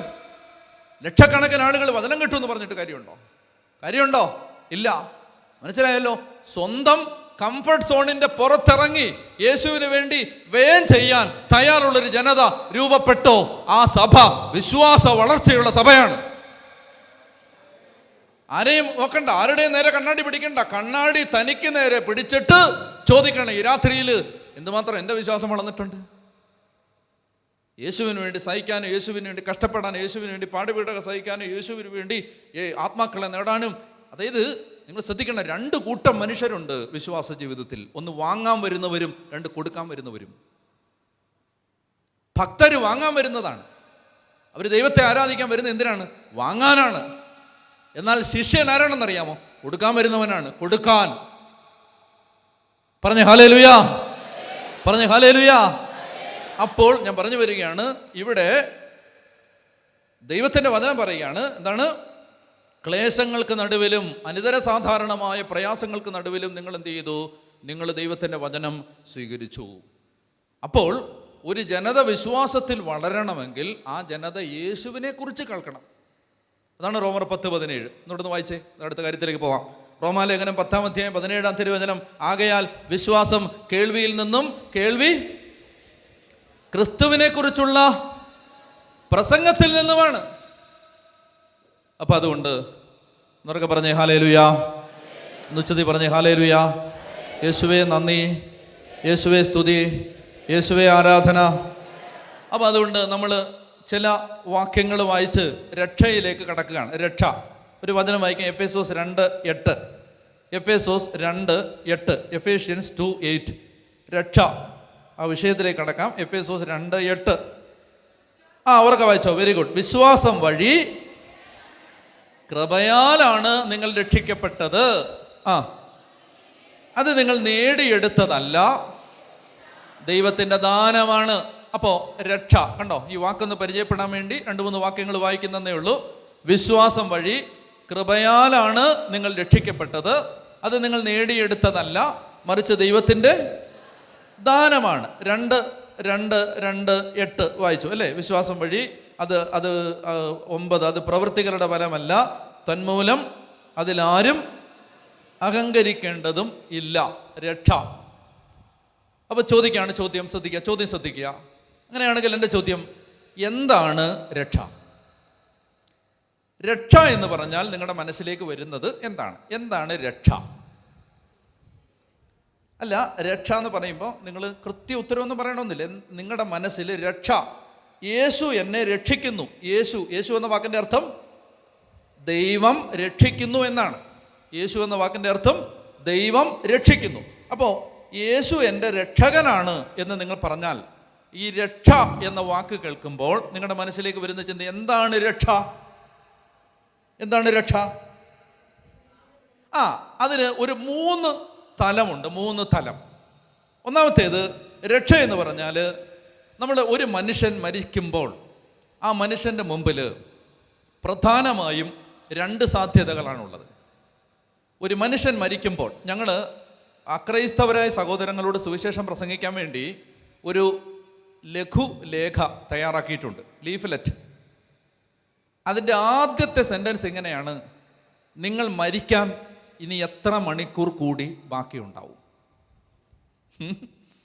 ആളുകൾ വളരെ രൂക്ഷമായിട്ട് ഇത് എടുത്തിട്ട് നമ്മളെ നോക്കും. ഇത് കൊടുക്കുമ്പോൾ, ട്രെയിനിലൊക്കെ ഇത് വിതരണം ചെയ്യുമ്പോൾ, ടാക്സി സ്റ്റാൻഡിലൊക്കെ ഇത് വിതരണം ചെയ്യുമ്പോൾ മനുഷ്യരിത് ഈ ടൈറ്റിൽ കണ്ടിട്ട് രൂക്ഷമായിട്ട് നോക്കും.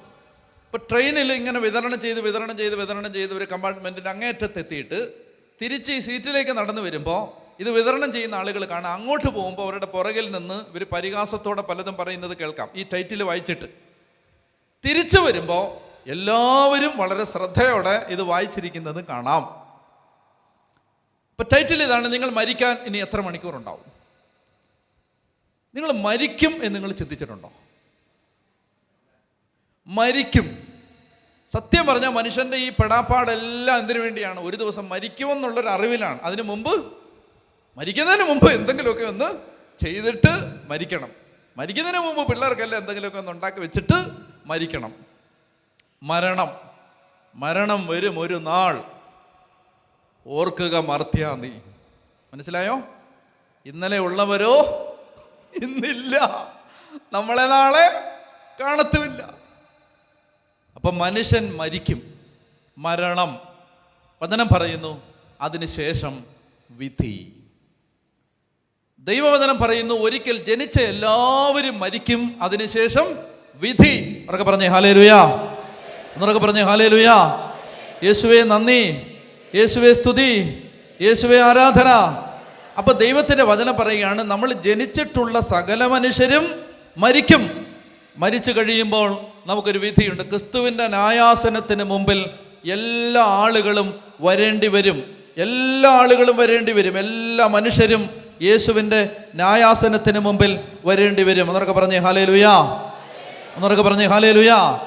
ഒരു വചനം വായിച്ച് 2 കൊരിന്തോസ് 5-ാം അധ്യായം 10-ാമത്തെ തിരുവചനം. 2 കൊരിന്തോസ് 5-ാം അധ്യായം എല്ലാവരും എടുത്തിട്ട് ഉറക്കെ വായിക്കണം. അത് വളരെ പ്രധാനപ്പെട്ടൊരു വാക്യമാണ്. 2 കൊരിന്തോസ് 5:10 വായിച്ചേ. എന്തുകൊണ്ടെന്നാൽ നിങ്ങൾ ഓരോരുത്തരും തങ്ങളുടെ ശാരീരികതയിൽ ചെയ്തിട്ടുള്ള നന്മ തിന്മകൾക്ക് പ്രതിഫലം സ്വീകരിക്കുന്നതിന് നാം എല്ലാവരും ക്രിസ്തുവിൻ്റെ ന്യായാസനത്തിന് മുമ്പിൽ വരണം. ഒന്നുകൂടെ ഒന്ന് വായിക്കാം. വായിച്ചേ. എന്തുകൊണ്ടെന്നാൽ ഓരോരുത്തരും തങ്ങളുടെ ശാരീരികതയിൽ ചെയ്ത നന്മ തിന്മകൾക്ക് പ്രതിഫലം സ്വീകരിക്കുന്നതിന് നാം എല്ലാവരും ക്രിസ്തുവിൻ്റെ ന്യായാസനത്തിന് മുമ്പിൽ വരണം. പറഞ്ഞേ ഹല്ലേലൂയാ. അപ്പോൾ പറയുകയാണ്, നമ്മൾ ഒരിക്കൽ നമുക്ക് മരണമുണ്ട്, മരണത്തിന് ശേഷം ഒരു വിധിയുണ്ട്. മരിക്കുന്ന സമയത്ത് ഒരു വിധിയുണ്ട്, യേശുവിൻ്റെ രണ്ടാം വരവിൽ ഒരു വിധിയുണ്ട്. മരിക്കുന്ന സമയത്തുള്ള വിധിയെ വിളിക്കുന്ന പേരാണ്, പറ, തനത് വിധി. പർട്ടിക്കുലർ ജഡ്ജ്മെന്റ്, തനത് വിധി. അതുകൊണ്ടാണ് ധനവാനും ലാസറും മരിച്ചു. ധനവാൻ എന്ത് ചെയ്തു? പാതാളത്തിലേക്ക് പോയി. ലാസർ അബ്രഹാമിൻ്റെ മടിയിലേക്ക് എടുക്കപ്പെട്ടു. കണ്ടോ, അവിടെ വച്ച് ഒരു വിധിയുണ്ട്. അതാണ് എല്ലാവരും ഒരു ദിവസം മരിക്കണം, അതിനുശേഷം വിധി. അപ്പൊ ശ്രദ്ധിക്കണം, മരിക്കുന്ന സമയത്ത് തന്നെ ഒരു വിധി നടക്കും. ആ വിധി നടക്കുമ്പോൾ ആ മനുഷ്യനെ സംബന്ധിച്ച് പ്രധാനമായും 2 സാധ്യതയാണ്, അല്ലെങ്കിൽ 3 സാധ്യതയാണ്. 3 അല്ല, 2ആണ്. ആ 2-ലെ 1-ന്റെ രണ്ടാമത്തെ ഡിവിഷനാണ് ഈ 2. അപ്പോൾ ഒന്നുകിൽ ആ മനുഷ്യൻ എങ്ങോട്ട് പോകും? കൃപയിൽ നിന്ന് വിച്ഛേദിക്കപ്പെട്ടാണെങ്കിൽ, മാരകപാപത്തിലാണെങ്കിൽ, യേശുവിനെ രക്ഷകനായി സ്വീകരിക്കാതെയാണ് ഒരാൾ മരിക്കുന്നതെങ്കിൽ, അല്ലെങ്കിൽ മാരകപാപത്തിലാണ് മരിക്കുന്നതെങ്കിൽ, കൃപാവരത്തിൽ നിന്ന് വിച്ഛേദിക്കപ്പെട്ടാണ് മരിക്കുന്നതെങ്കിൽ, ആ വ്യക്തി നരകത്തിലേക്ക് പോകും. നരകം ഉണ്ടെന്ന് നിങ്ങൾ വിശ്വസിക്കുന്നുണ്ടോ? സ്വർഗം ഉണ്ടെന്ന് വിശ്വസിക്കുന്നുണ്ടോ? അപ്പോ നരകം ഇതൊരു യാഥാർത്ഥ്യമാണ്. എന്നാൽ ഇന്ന് നമ്മൾ ഈ 2023 ജീവിച്ചിരിക്കുമ്പോൾ ഒരുപാട് ആളുകൾക്ക് നരകം ഉണ്ടെന്ന് അറിഞ്ഞുകൂടാ, അല്ലെങ്കിൽ നരകം ഉണ്ടെന്ന് ഓർക്കുന്നേയില്ല. തിരുസഭയിൽ ഒരു പാഷണ്ഡത ഉണ്ടായിട്ടുണ്ട്. ആ പാഷണ്ഡതയുടെ പേരാണ് യൂണിവേഴ്സലിസം. എന്താണത്? യൂണിവേഴ്സലിസം എന്ന് പറഞ്ഞാൽ, യൂണിവേഴ്സലിസം എന്ന പാഷണ്ഡത പറയുന്നത് എല്ലാ മനുഷ്യരും എങ്ങനെ ജീവിച്ചാലും രക്ഷിക്കപ്പെടും. ഈ പാഷണ്ഡതയുടെ പേരാണെന്ത്? യൂണിവേഴ്സലിസം. ഇത് സഭ ശപിച്ചു തള്ളിയ പാഷണ്ഡതയാണ്. സഭ പറയാണ്ട് ഇത് തെറ്റാണ്, തിരുവചനം പറയാണ്ട് ഇത് തെറ്റാണ്. അപ്പോൾ എല്ലാവരും രക്ഷ പ്രാപിക്കില്ല, നരകമുണ്ട്. പറഞ്ഞേ ഹല്ലേലൂയാ, പറഞ്ഞേ ഹല്ലേലൂയാ. ഞാൻ നിങ്ങളോട് ചോദിക്കട്ടെ, നരകമുണ്ടെന്ന് നമ്മളോട് ആരാ പറഞ്ഞേ? നിങ്ങളോട് ആരാ പറഞ്ഞ നരകം ഉണ്ടെന്ന്? ആരെങ്കിലും പറഞ്ഞോ? ഈശോ പറഞ്ഞോ? നരകമുണ്ടെന്ന് നമ്മളോട് പറഞ്ഞത് യേശുവാണ്. പഴയ നിയമത്തിൽ നരകത്തെക്കുറിച്ച് അങ്ങനെ പ്രധാനപ്പെട്ട സൂചനകളൊന്നുമില്ല. എന്നൊക്കെ പറഞ്ഞേ ഹല്ലേലൂയാ, എന്നൊക്കെ പറഞ്ഞേ ഹല്ലേലൂയാ. അതായത് പഴയ നിയമത്തിൽ നരകത്തെക്കുറിച്ച് അങ്ങനെ പ്രധാനപ്പെട്ട സൂചനകളൊന്നുമില്ല. എന്നാൽ നരകത്തെക്കുറിച്ച് നമ്മളോട് പറഞ്ഞു തന്നത് ഈശോയാണ്. മത്തായിയുടെ സുവിശേഷത്തിൻ്റെ 5-ാം അധ്യായം എടുക്കുക. മത്തായിയുടെ സുവിശേഷത്തിൻ്റെ 5-ാമത്തെ അധ്യായം, അതിൻ്റെ 21 മുതൽ ഉറക്കെ വായിക്കാം.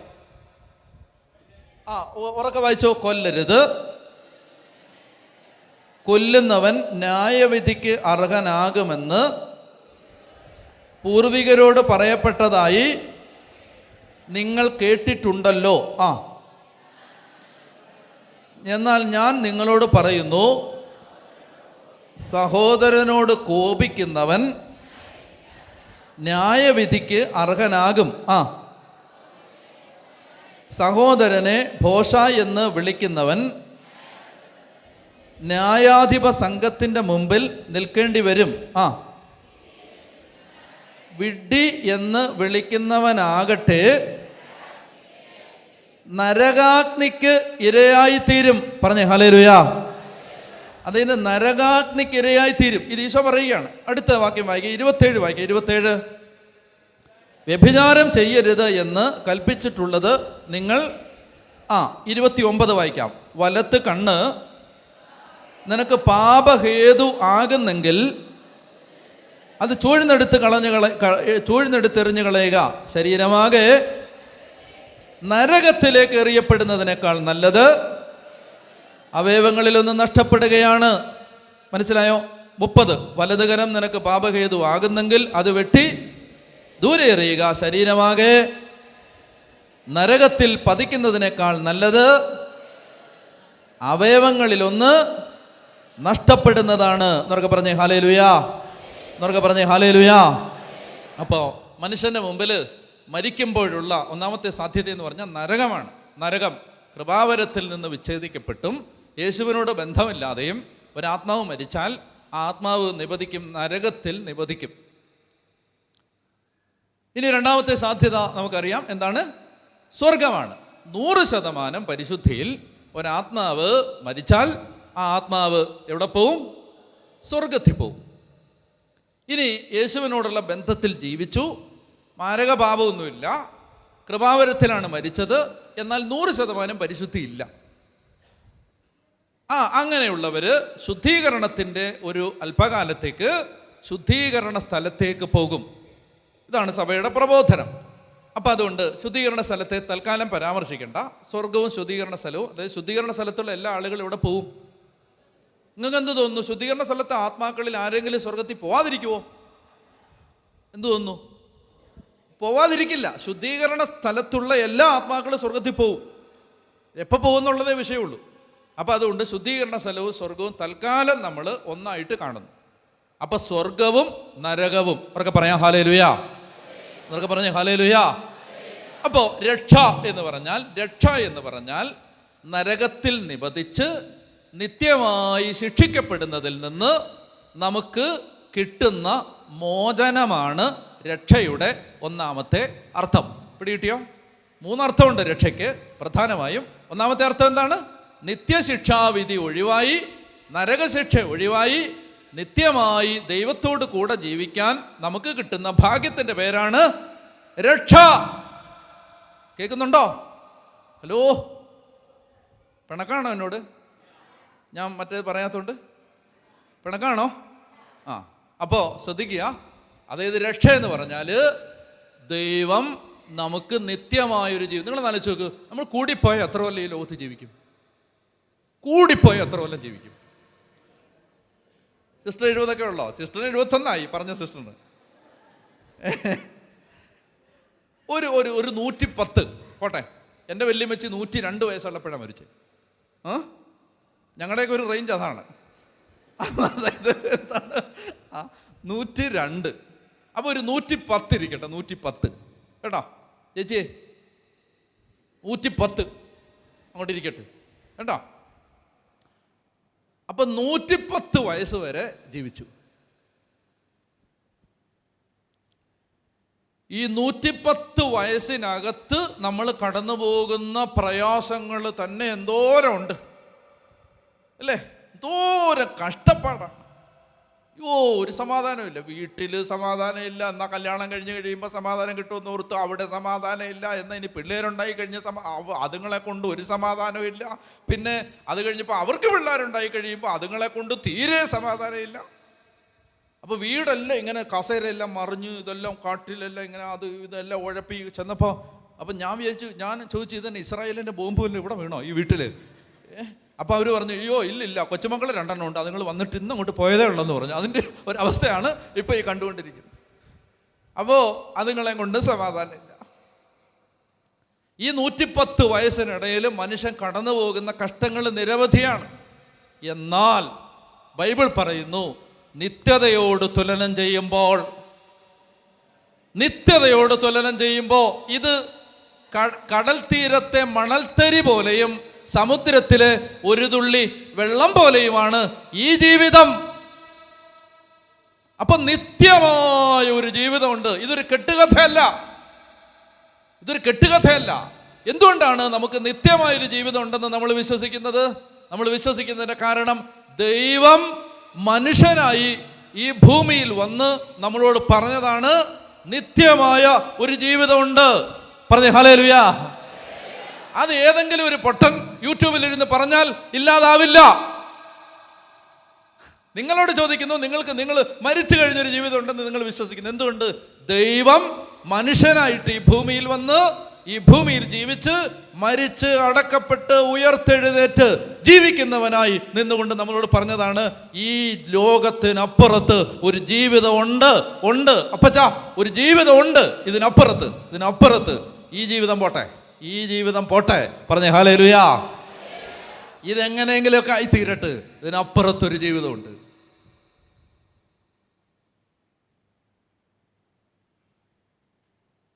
പേഴ്സണും പേഴ്സണാലിറ്റിയും വ്യത്യാസമുണ്ട്. പേഴ്സൺ എന്ന് പറഞ്ഞാൽ വ്യക്തി, പേഴ്സണാലിറ്റി എന്ന് പറഞ്ഞാൽ വ്യക്തിത്വം. കേൾക്കാവോ? ശ്രദ്ധിക്കാവോ? മഹാത്മാഗാന്ധി ഒരു വ്യക്തിത്വമാണ്, ഒരു പേഴ്സണാലിറ്റി അല്ലേ? വലിയൊരു പേഴ്സണാലിറ്റി. അബ്ദുൽ കലാം ഒരു പേഴ്സണാലിറ്റിയാണ്. ഇതൊരു പേഴ്സണാലിറ്റിയാണ്. ആൽബർട്ട് ഐൻസ്റ്റൈൻ ഒരു പേഴ്സണാലിറ്റിയാണ്, അല്ലേ? പിന്നെ ആരാണ്? ആരാ പറ? എബ്രഹാം ലിങ്കൺ ഒരു പേഴ്സണാലിറ്റിയാണ്. പിന്നെ ആരാ? സുക്രോവിസ്കി. ഏതൊക്കെ പേര് പറ? വലിയ വലിയ വലിയ വ്യക്തിത്വങ്ങൾ. മക്കളെ നിങ്ങൾ പറയടാ. മദർ തെരേസ ഒരു വ്യക്തിത്വമാണ്. പിന്നെ ആരാ? ഓക്കെ. അപ്പോൾ അങ്ങനെ എല്ലാം വ്യക്തിത്വങ്ങൾ, വലിയ വലിയ പേഴ്സണാലിറ്റികൾ. ഈ പേഴ്സണാലിറ്റികളെ കുറിച്ച് നമുക്ക് സംസാരിക്കാം. അബ്ദുൽ കലാമിനെ കുറിച്ച് ഞാൻ ഒരു അരമണിക്കൂർ സംസാരിക്കട്ടെ. എബ്രഹാം ലിങ്കണെ കുറിച്ച്, വ്യക്തിത്വങ്ങളെ കുറിച്ച് we can talk about dum, talk about അവരെ കുറിച്ച് സംസാരിക്കാം. എന്നാൽ വ്യക്തിത്വങ്ങളോട് നമുക്ക് സംസാരിക്കാൻ പറ്റില്ല. അബ്ദുൽ കലാമിനോട് ഇപ്പൊ ഇവിടെ നിന്ന് എനിക്ക് സംസാരിക്കാൻ പറ്റില്ല. മഹാത്മാഗാന്ധിയോട് എനിക്ക് സംസാരിക്കാൻ പറ്റില്ല. ആൽബർട്ട് ഐൻസ്റ്റൈനോട്, എബ്രഹാം ലിങ്കണോട് എനിക്ക് സംസാരിക്കാൻ. I cannot talk to them, I cannot talk to them, I can talk about them. Hello, കേൾക്കുന്നുണ്ടോ? വ്യക്തിത്വങ്ങളോട് സംസാരിക്കാൻ പറ്റില്ല, വ്യക്തിത്വങ്ങളെ കുറിച്ച് സംസാരിക്കാൻ പറ്റും. ഇത് മനസ്സിലായോ? യേശു നമുക്ക് ഒരു വ്യക്തിത്വമല്ല, ഒരു വ്യക്തിയാണ്. എനിക്ക് യേശുവിനെ കുറിച്ചും സംസാരിക്കാം, യേശുവിനോടും സംസാരിക്കാം. അങ്ങനെ ഒരുത്തനേ ഉള്ളൂ ഈ ലോകത്ത്. ജനിച്ച് മരിച്ച് അടക്കപ്പെട്ട് ഉയർത്തെഴുന്നേറ്റ് ഒരാളേ ഉള്ളൂ. ആളുടെ പേരാണ് യേശു. ആ യേശു എന്നോട് പറയാണ്, എന്താണ്? ഇതിനപ്പുറത്ത് ഒരു ജീവിതമുണ്ട്. പറഞ്ഞേ ഹല്ലേലൂയ. ബാക്കി സകല വ്യക്തിത്വങ്ങളുടെയും ജീവിതം അവരുടെ കുഴിമാടത്തിൽ അവസാനിച്ചു. എന്നാൽ യേശുവിൻ്റെ ജീവിതം ആ കുഴിമാടത്തിലാണ് തുടങ്ങിയത്. നിങ്ങൾക്ക് മനസ്സിലാവുന്നുണ്ട്? അവൻ അവിടെ നിന്നാണ് ആരംഭിക്കുന്നത്. പറഞ്ഞേ ഹല്ലേലൂയ. അപ്പൊ അതുകൊണ്ട് ആ യേശു നമ്മളോട് പറഞ്ഞു, എന്ത് പറഞ്ഞു? ഇതിനപ്പുറത്തൊരു ജീവിതമുണ്ട്. കേൾക്കാൻ ചെവിയുള്ളവൻ കേൾക്കട്ടെ. മനസ്സിലായി? ഇതിനപ്പുറത്തൊരു ജീവിതമുണ്ടെന്ന്. അല്ലാതെ ഈ യൂട്യൂബിലിരുന്ന് പറയുന്നവനല്ല, യുക്തിവാദി പറയുന്നതല്ല സത്യം. മനസ്സിലായല്ലോ? അവൻ പറയുന്നത് ഞങ്ങൾ വിശ്വസിക്കാം. എപ്പോഴാണ്? അവൻ മരിച്ചിട്ട് എഴുന്നേറ്റ് വരട്ടെ, അവൻ മരിച്ചിട്ട് ജീവിക്കുന്നവനായി നിൽക്കട്ടെ. അവന് വേണ്ടി മരിക്കാൻ കോടിക്കണക്കിന് മനുഷ്യര് ഊഴങ്കാത്ത് നിരനിരയായി നിൽക്കട്ടെ. അപ്പോൾ ഞങ്ങൾ വിശ്വസിക്കാം അവൻ ജീവിക്കുന്നവനാണെന്ന്, അവൻ പറയുന്ന സത്യമാണെന്ന്. അല്ലെങ്കിൽ വിശ്വസിക്കില്ല. ഞങ്ങൾക്ക് യേശുവിൽ വിശ്വസിക്കാനുള്ള ഏറ്റവും പ്രധാനപ്പെട്ട കാരണം, ഞങ്ങളുടെ യേശു മരിച്ച് ഒടുങ്ങിയ ആളല്ല, മരിച്ച് ഉയർത്തെഴുന്നേറ്റ് ഇന്നും ജീവിക്കുന്ന ആളാണ്, ഇന്നും ജീവനോടിരിക്കുന്ന ആളാണ്, ഞങ്ങളോട് സംസാരിക്കുന്ന ആളാണ്. ഞങ്ങൾ അവനോട് സംസാരിക്കാറുണ്ട്. അതുകൊണ്ട് അവൻ വ്യക്തിയാണ്, വ്യക്തി. ഞങ്ങളും അവനും തമ്മിൽ 20 നൂറ്റാണ്ടിന്റെ അകലങ്ങളില്ല. മനസ്സിലായോ? ഞങ്ങൾ അവനും തമ്മിൽ 20 നൂറ്റാണ്ടിന്റെ അകലമില്ല. He is right now here. പറഞ്ഞേ ഹല്ലേലൂയ. പറഞ്ഞേ ഹല്ലേലൂയ. അപ്പൊ ഞാൻ നിങ്ങളോട് പറയുന്നു, മരണത്തിന് ശേഷം ഒരു ജീവിതമുണ്ട്. എന്തുകൊണ്ട്? അത് വിശ്വസിക്കാൻ കൊള്ളാവുന്ന ഒരുത്തൻ പറഞ്ഞു തന്നു, അതുകൊണ്ട് ഞങ്ങൾ വിശ്വസിക്കുന്നു. അങ്ങനെയാണെങ്കിൽ രക്ഷയുടെ ആദ്യത്തെ അർത്ഥം നിത്യനാശത്തിൽ നിന്ന് നിത്യമായ ഒരു ജീവിതത്തിലേക്ക് യേശു രക്ഷിക്കുന്നതിനെ കുറിക്കാൻ ഉപയോഗിക്കുന്ന വാക്കാണ് രക്ഷ. ക്ലിയർ? രക്ഷ. വ്യക്തമായോ? ഹല്ലേലൂയ. ഇനി അടുത്തത്, രണ്ടാമത്തേത്, ഈ ലോകത്ത് ബൈബിൾ പരാമർശിക്കുന്ന വലിയൊരു വിഷയമാണ് പാപം. പാപം. നമ്മൾ വിചാരിക്കുന്നത് പോലെ പാപം ഒരു മാനസിക പ്രശ്നമല്ല. പാപം ഒരു മാനസിക പ്രശ്നമല്ല. പാപം കുറച്ചുകൂടെ അടിയിലാണ്. ഞാൻ ഈ ഒരു അവിടെ തിരുവനന്തപുരത്ത് എനിക്ക് പരിചയമുള്ളൊരു ചെറുപ്പക്കാരൻ, ശുശ്രൂഷയിൽ എന്നെ സഹായിക്കുന്ന ഒരു CSI സഭയിൽപ്പെട്ട ഒരു ചെറുപ്പക്കാരൻ, അവന് ഒരു ദിവസം എന്നോട് പറഞ്ഞു, അച്ഛാ, എൻ്റെ നാട്ടിൽ ഞാൻ ജീവിക്കുന്ന സ്ഥലത്ത് ഒരു മനുഷ്യനുണ്ട്. അവൻ വളരെ വിഷമിച്ച് ആത്മഹത്യയെക്കുറിച്ചൊക്കെ ചിന്തിച്ച് നടക്കുകയാണ്. അവന് മദ്യപാനവും അങ്ങനെ ഒരു കുത്തഴിഞ്ഞ ജീവിതമൊക്കെ ആയിട്ട്, അച്ഛാ ഞാൻ അവനെ ഒന്ന് കൊണ്ടുവരട്ടെ. അപ്പം ഞാൻ പറഞ്ഞു, എടാ അവനെ നീ കൊണ്ടുവരണം. എപ്പോഴും കൊണ്ടുവരണമെന്ന് അറിയാമോ?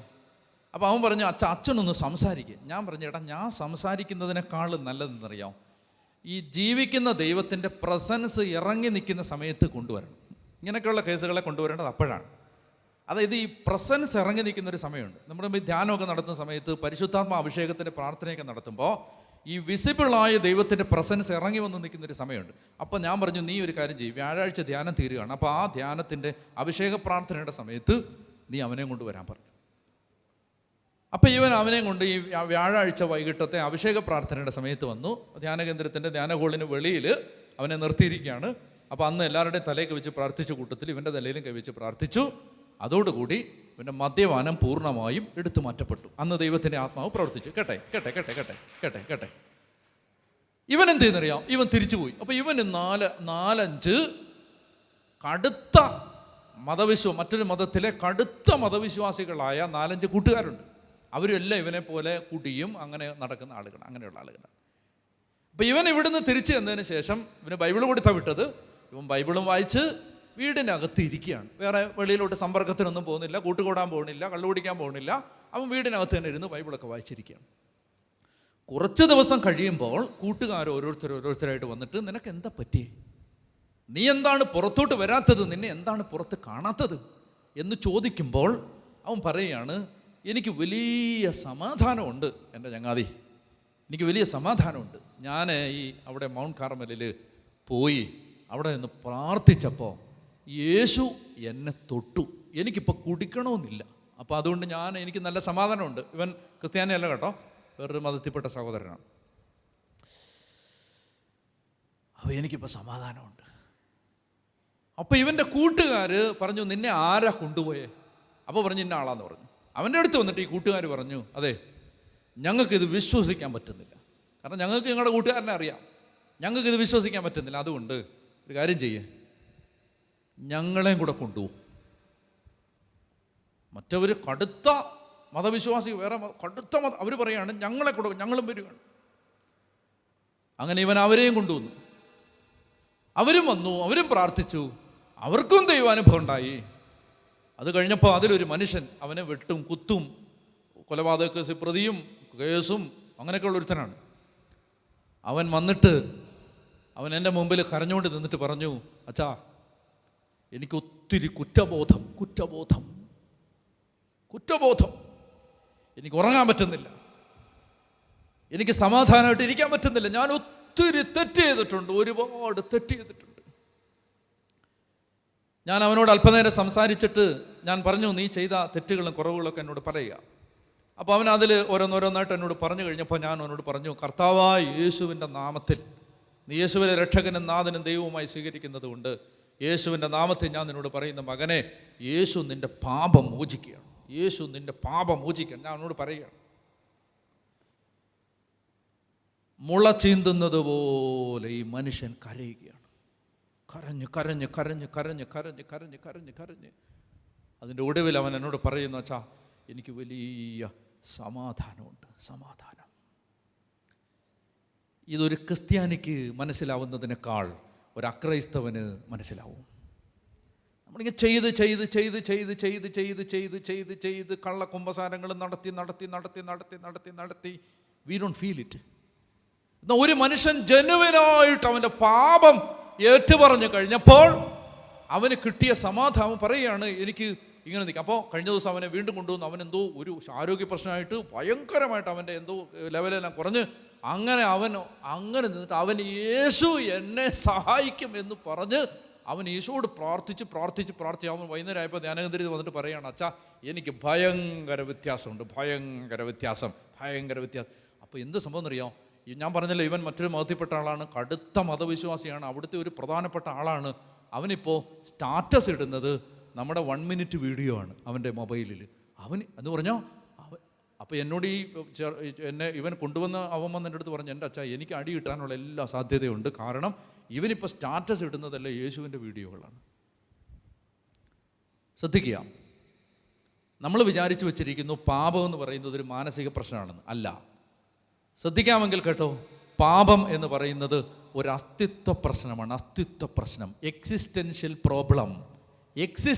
പ്രോബ്ലം. പാപം കൊണ്ടുവരുന്ന അനന്തര ഫലങ്ങൾ ദൂരവ്യാപകങ്ങളാണ്. പാപം കൊണ്ടുവരുന്ന അനന്തരഫലങ്ങൾ ദൂരവ്യാപകങ്ങളാണ്, നമ്മളത് അറിയുന്നില്ലെന്നേ ഉള്ളൂ. പാപം, അതായത് പാപം ഉപേക്ഷിക്കുന്നവന് ഒരു വലിയ സമാധാനമുണ്ട്. ഈ ലോകത്തിലെ എല്ലാ പാപവും ഒരുമിച്ച് ചെയ്തു കൂട്ടുന്നവന് കിട്ടുന്ന സന്തോഷത്തെക്കാളും വലുതാണ് ഒരു പാപത്തെ ജയിക്കുന്നവന് കിട്ടുന്ന സന്തോഷം. മനസ്സിലായോ? സമാധാനം. അതുകൊണ്ടാണ് യോഹന്നാന്റെ സുവിശേഷത്തിൽ 20-ാം അധ്യായത്തിൽ ഉത്ഥാനത്തിന് ശേഷം യേശു പ്രത്യക്ഷപ്പെടുമ്പോൾ യേശു ലോകത്തോട് പറയുകയാണ്, നിങ്ങൾക്ക് സമാധാനം, പീസ് ബി വിത്ത് യു, നിങ്ങൾക്ക് സമാധാനം. ഇതിനു മുമ്പ് യേശു ഒരിക്കൽ പോലും ശിഷ്യന്മാരോട് നിങ്ങൾക്ക് സമാധാനം എന്ന് പറഞ്ഞിട്ടില്ല. ഉയർത്തെഴുന്നേറ്റതിൻ്റെ അന്ന് വൈകുന്നേരം ഞായറാഴ്ച ശിഷ്യന്മാർ കഥകടച്ച് യഹൂദരെ ഭയന്ന് കഥകടച്ചിരിക്കുമ്പോൾ യേശു വന്നവരുടെ മധ്യേ നിന്നുകൊണ്ട് അവരോട് പറഞ്ഞു, നിങ്ങൾക്ക് സമാധാനം. കേൾക്കുന്നുണ്ടോ? യേശു പറഞ്ഞു, നിങ്ങൾക്ക് സമാധാനം. എൻ്റെ ചോദ്യം, യേശു എന്തുകൊണ്ടാണ് ഇതിനു മുമ്പ് നിങ്ങൾക്ക് സമാധാനം എന്ന് പറയാതിരുന്നത്? കുരിശുമരണത്തിന് മുമ്പ് എന്താ പറയാതിരുന്നത്? കുരിശിൽ മരിക്കുന്നതിന് മുമ്പ് പറയാതിരുന്നതിൻ്റെ കാരണം, പാപത്തിന് ഒരു പരിഹാരം ഉണ്ടാക്കാതെ മനുഷ്യനോട് വെറുതെ സമാധാനം എന്ന് പറഞ്ഞാൽ അവന് സമാധാനം ഉണ്ടാവില്ല. പാപത്തിന് പരിഹാരം കുരിശിൽ പൂർത്തിയാക്കിയിട്ട് യേശു പറഞ്ഞു, സമാധാനം സ്വീകരിക്ക്, സമാധാനം സ്വീകരിക്ക്, പാപത്തെ ഞാൻ സോൾവ് ചെയ്ത് കഴിഞ്ഞു. പറഞ്ഞേ ഹല്ലേലൂയ. പിടികിട്ടുന്നുണ്ടോ? അപ്പൊ sin is an existential problem. പാപം ഒരു അസ്തിത്വ പ്രശ്നമാണ്. ഒരു മനുഷ്യന്റെ ജീവിതത്തെ അടിമുടി ബാധിക്കുന്ന വിഷയമാണ് പാപം. രക്ഷയുടെ രണ്ടാമത്തെ അർത്ഥം പാപത്തിൻ്റെ അനന്തരഫലങ്ങളിൽ നിന്നുള്ള മോചനത്തിൻ്റെ പേരാണ് രക്ഷ. ഒന്നാമത്തെ അർത്ഥം നിത്യശിക്ഷയിൽ നിന്ന് ഒഴിവായി നിത്യ ദൈവത്തോട് ചേർന്ന് നിത്യമായി ജീവിക്കുന്നതാണ് രക്ഷ. രണ്ടാമത്തേത് പാപത്തിൻ്റെ അനന്തരഫലങ്ങളിൽ നിന്നുള്ള മോചനത്തിൻ്റെ പേരാണ് രക്ഷ. പറഞ്ഞേ ഹല്ലേലൂയ, പറഞ്ഞേ ഹല്ലേലൂയ. ഇനി മൂന്നാമത്തെ കാര്യം എന്ന് പറഞ്ഞാൽ, നിങ്ങൾ അറിയുന്നെങ്കിലും അറിയുന്നില്ലെങ്കിലും, വിശ്വസിക്കുന്നുണ്ടെങ്കിലും വിശ്വസിക്കുന്നില്ലെങ്കിലും നമുക്കെതിരെ ഒരു സാമ്രാജ്യം യുദ്ധം ചെയ്യുന്നുണ്ട്. നിങ്ങൾ വിശ്വസിച്ചാലും ഇല്ലെങ്കിലും അംഗീകരിച്ചാലും ഇല്ലെങ്കിലും നമുക്കെതിരെ ഒരു സാമ്രാജ്യം യുദ്ധം ചെയ്യുന്നുണ്ട്. ഏതാണ് ആ സാമ്രാജ്യം? സാത്താൻ്റെ സാമ്രാജ്യം. അങ്ങനെ ദൈവരാജ്യവുമുണ്ട്, സാത്താൻ്റെ രാജ്യവുമുണ്ട്. ഉണ്ടോ? അതാരാ പറഞ്ഞേ? അത് ഈശോയാണ് പറഞ്ഞത്. അങ്ങനെ ദൈവരാജ്യമുണ്ട്, സാത്താൻ്റെ രാജ്യമുണ്ട്. മത്തായിയുടെ സുവിശേഷം 12-ാം അധ്യായം, മത്തായിയുടെ സുവിശേഷം 12-ാം അധ്യായം 22 മുതൽ വായിക്കാം. മത്തായി 12:22 മുതൽ. അനന്തരം കൊള്ളാം, ഇടുക്കി വായിച്ചോ. അനന്തരം വായിച്ചോ. അന്ധനും ഊമനുമായ ഒരു പിശാച് ബാധിതനെ അവർ യേശുവിൻ്റെ അടുത്ത് കൊണ്ടുവന്നു. വായിക്കാം. യേശു അവനെ സുഖപ്പെടുത്തി, അവൻ സംസാരിക്കുകയും കാണുകയും ചെയ്തു. ജനക്കൂട്ടം മുഴുവൻ അത്ഭുതപ്പെട്ട് പറഞ്ഞു, ഇവനായിരിക്കുമോ ദാവീദിന്റെ പുത്രൻ. എന്നാൽ ഇത് കേട്ടപ്പോൾ ഫരിസേയർ പറഞ്ഞു, ഇവൻ പിശാചുക്കളുടെ തലവനായ ബേൽസബൂലിനെ കൊണ്ട് തന്നെയാണ് പിശാചുക്കളെ ബഹിഷ്കരിക്കുന്നത്. അവരുടെ വിചാരങ്ങൾ മനസ്സിലാക്കി യേശു അവരോട് പറഞ്ഞു, അന്തഛിദ്രമുള്ള ഏത് രാജ്യവും നശിച്ചു പോകും, അന്തഛിദ്രമുള്ള നഗരമോ ഭവനമോ നിലനിൽക്കുക. അടുത്ത വാക്യം ഉറക്കെ വായിക്കൂ. സാത്താനെ ബഹിഷ്കരിക്കുന്നെങ്കിൽ അവൻ തനിക്കെതിരായി തന്നെ ഭിന്നിക്കുകയാണ്. ആ സ്ഥിതിക്ക് അവൻ്റെ രാജ്യം എങ്ങനെ നിലനിൽക്കും? ഇതാര് പറഞ്ഞ? യേശു പറയുകയാണ്, സാത്താന് ഒരു രാജ്യമുണ്ട്. ആ രാജ്യം നശിപ്പിക്കപ്പെടുക യേശുവിൻ്റെ രണ്ടാം വരവിൽ മാത്രമാണ്. സാത്താനും അവൻ്റെ അനുചരന്മാരും നരകവാസികളും അഗ്നി തടാകത്തിലേക്ക് എറിയപ്പെടുമ്പോൾ മാത്രമാണ് ആ രാജ്യത്തിന് അവസാനം ഉണ്ടാവുക. സാത്താനെ യേശു കുരിശിൽ പരാജയപ്പെടുത്തി. പക്ഷെ ഇപ്പോഴും സാത്താൻ്റെ രാജ്യം നശിച്ചിട്ടില്ല. ഉണ്ടോ? ഇല്ല. അപ്പോൾ ഒരു രാജ്യമുണ്ട്. അപ്പോൾ സാത്താൻ്റെ രാജ്യം. അടുത്ത വാക്യം 28. എന്നാൽ ദൈവാത്മാവിനെ കൊണ്ടാണ് ഞാൻ പിശാചുക്കളെ ബഹിഷ്കരിക്കുന്നതെങ്കിൽ അപ്പൊ അതേത് രാജ്യമാണ്? ദൈവരാജ്യം. അപ്പോൾ ഈ പറയുന്ന മത്തായി 12 യേശു പറയുകയാണ്, സാത്താൻ്റെ രാജ്യവുമുണ്ട്, ദൈവരാജ്യവുമുണ്ട്. നിങ്ങൾ ദൈവരാജ്യത്തിൻ്റെ അംഗങ്ങളായി മാറിയത് എങ്ങനെയാണ്? മാമോദീസായിലൂടെയാണ്. മനസ്സിലായല്ലോ? അതായത് ഇപ്പോൾ റഷ്യയും ഉക്രൈനും യുദ്ധം ചെയ്യുമ്പോൾ നിങ്ങൾ റഷ്യക്കാരനാണെങ്കിൽ അല്ലെങ്കിൽ നിങ്ങൾ ഉക്രൈൻകാരനാണെങ്കിൽ സ്വാഭാവികമായും നിങ്ങൾ റഷ്യയുടെ ശത്രുവാണ്. നിങ്ങൾ യുദ്ധത്തിനൊന്നും പോകണമെന്നില്ല. നിങ്ങൾ യുദ്ധത്തെക്കുറിച്ച് ചിന്തിച്ചിട്ട് പോലും ഇല്ല. നിങ്ങൾക്ക് റേഷൻ കടയിൽ പോയി അരി വാങ്ങിക്കണം, പഞ്ചസാര വാങ്ങിക്കണം എന്നുള്ള അപ്പുറത്ത് നിങ്ങൾ വേറെ ഒന്നും ചിന്തിച്ചിട്ടില്ല. പക്ഷേ നിങ്ങൾ റഷ്യക്കാരനായി എന്ന നിലയിൽ തന്നെ ഉക്രൈൻകാരൻ്റെ ശത്രുവും, ഉക്രൈൻകാരനായി എന്ന നിലയിൽ തന്നെ റഷ്യക്കാരൻ്റെ ശത്രുവാണ്. സമ്മതിക്കാവോ? ഇന്ത്യയും പാകിസ്ഥാനും യുദ്ധം ഉണ്ടായാൽ നമ്മൾ യുദ്ധത്തിനൊന്നും പോകണില്ല. നമ്മളുള്ള പ്രാർത്ഥനയും ചൊല്ലി, ഉള്ള കൊന്തയും ചൊല്ലി, പിന്നെ 100 വട്ടം വചനം എഴുതി നമ്മളിരിക്കുകയാണ്. നമ്മൾ വേറെ ഒരു കൺസേണും ഇല്ല. അങ്ങനെ ഇരിക്കുന്ന സമയത്താണ് ഇന്ത്യയും പാകിസ്ഥാനും തമ്മിൽ യുദ്ധം ആരംഭിച്ചു. അപ്പോൾ ഇന്ത്യയും പാകിസ്ഥാനും യുദ്ധം ആരംഭിച്ചപ്പോൾ ഈ യുദ്ധത്തിന് ആദ്യം ബോംബിടാൻ തീരുമാനിച്ചത് കോട്ടയം ജില്ലയിലാണ്. അപ്പോൾ അല്ല, തിരുവനന്തപുരത്തൊക്കെ ലാസ്റ്റിൽ ഇടും. അങ്ങനെയാണത്. നിങ്ങൾ കണ്ടില്ലായിരുന്നോ? ഈ പ്രളയം വന്നപ്പോഴെല്ലാം എവിടാ വരാത്തത്? പറ. തിരുവനന്തപുരത്ത്. പക്ഷെ ഓക്കി വന്നപ്പോൾ ആദ്യം അവിടെ വന്നേ. അപ്പോൾ അതുകൊണ്ട് അപ്പോൾ നിങ്ങൾ നോക്കിയേ.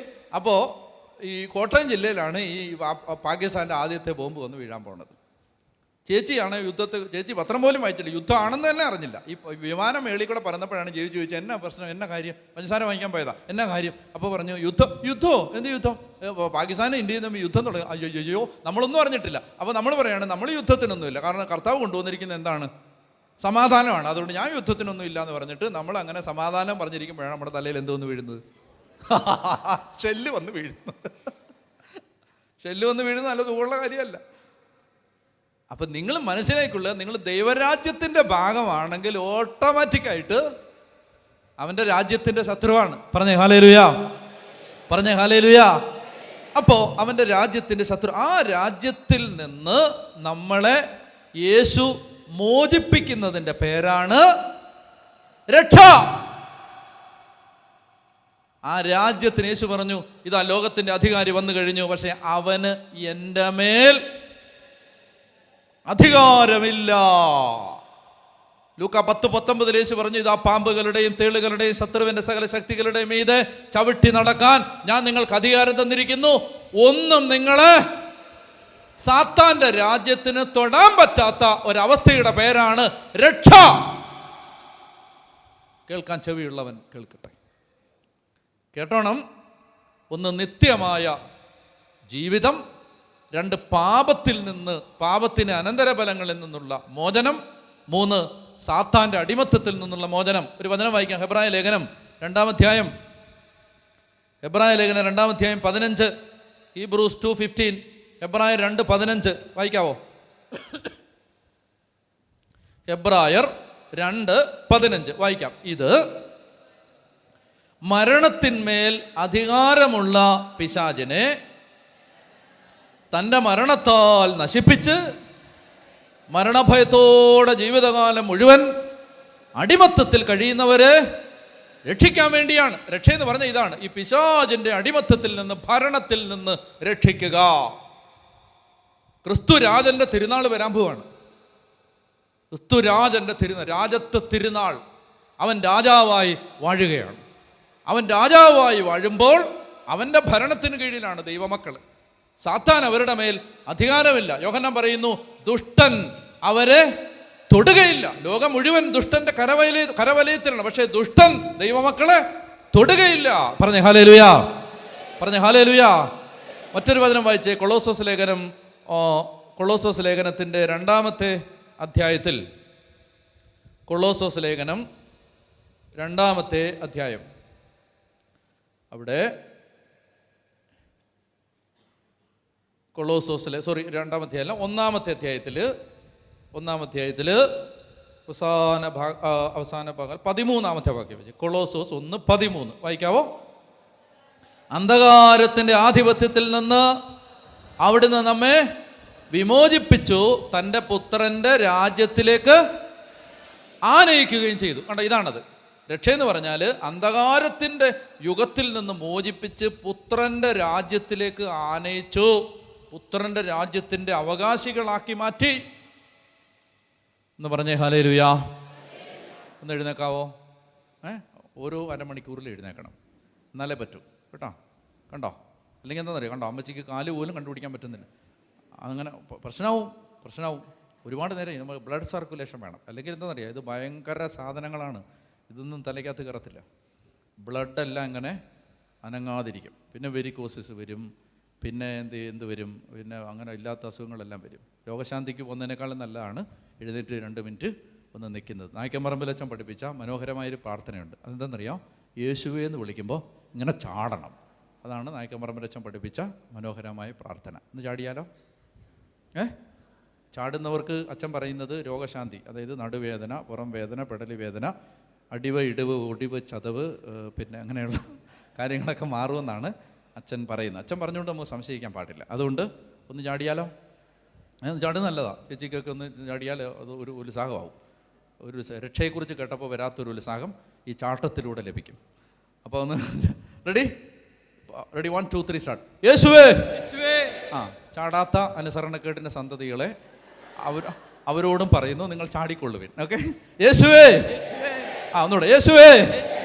യേശുവേ. അത്രേ ഉള്ളൂ. ഇരുന്നു. അത്രേ ഉള്ളൂ. പറഞ്ഞേ ഹല്ലേലൂയ.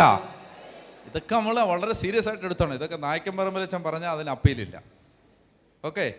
നടുവേദനയൊക്കെ അപ്പം തന്നെ പോവും. അങ്ങനെയാണത്. ഓക്കെ. അപ്പോൾ അതുകൊണ്ട് രക്ഷ എന്ന് പറയും 3 കാര്യങ്ങൾ. മനസ്സിലായോ ചേച്ചിയെ? മനസ്സിലായോ എന്തൊക്കെയാണ് രക്ഷ? എല്ലാം എഴുതുന്നുണ്ടല്ലോ. അങ്ങനെയല്ലോ എഴുതിയല്ലോ. പറ, വായിക്കേ.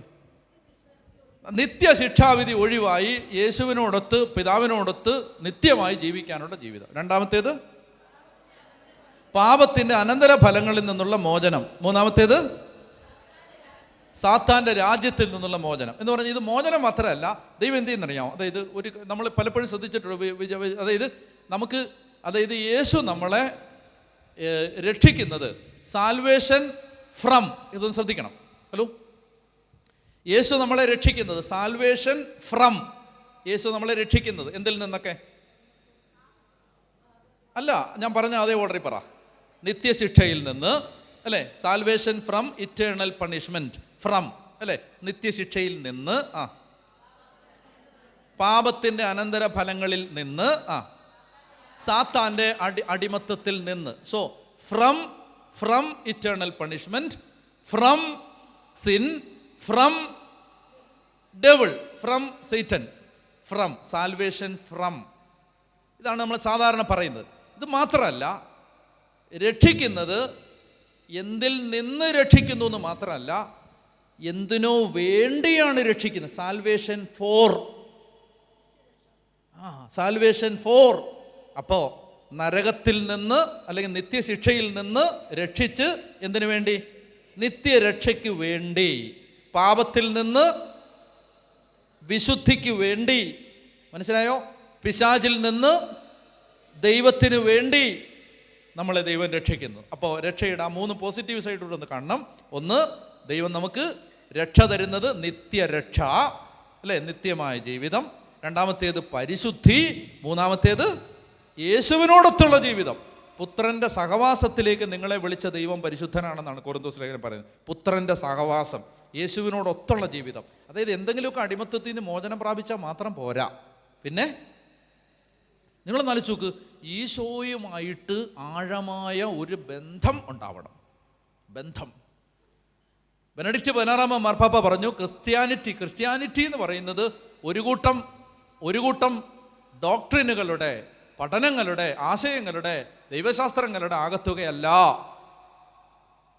ബെനഡിക്റ്റ് മാർപ്പാപ്പ പറഞ്ഞു, ക്രിസ്ത്യാനിറ്റി എന്ന് പറയുന്നത്, ക്രിസ്തീയത എന്ന് പറയുന്നത് ഒരു കൂട്ടം ദൈവശാസ്ത്ര സത്യങ്ങൾ തലയെ കുത്തി നിറയ്ക്കുന്നതല്ല. Rather that is an encounter. അതൊരു കണ്ടുമുട്ടലാണ്. ദമാസ്കസിന്റെ നഗര കവാടത്തിൽ വെച്ച് സാവൂള് ഉത്ഥിതനായ യേശുവിനെ കണ്ടുമുട്ടിയതുപോലെ ഒരു കണ്ടുമുട്ടലാണത്. എൻകൗണ്ടർ. കണ്ടുമുട്ടുകയാണ്. ആരെ? യേശുവിനെ. എന്നാലോചിച്ച് നോക്ക്, യേശുവിനോട് ആ കണ്ടുമുട്ടൽ നടന്നിട്ടുണ്ടോ? യേശുവിനെ do you really experience Jesus Christ?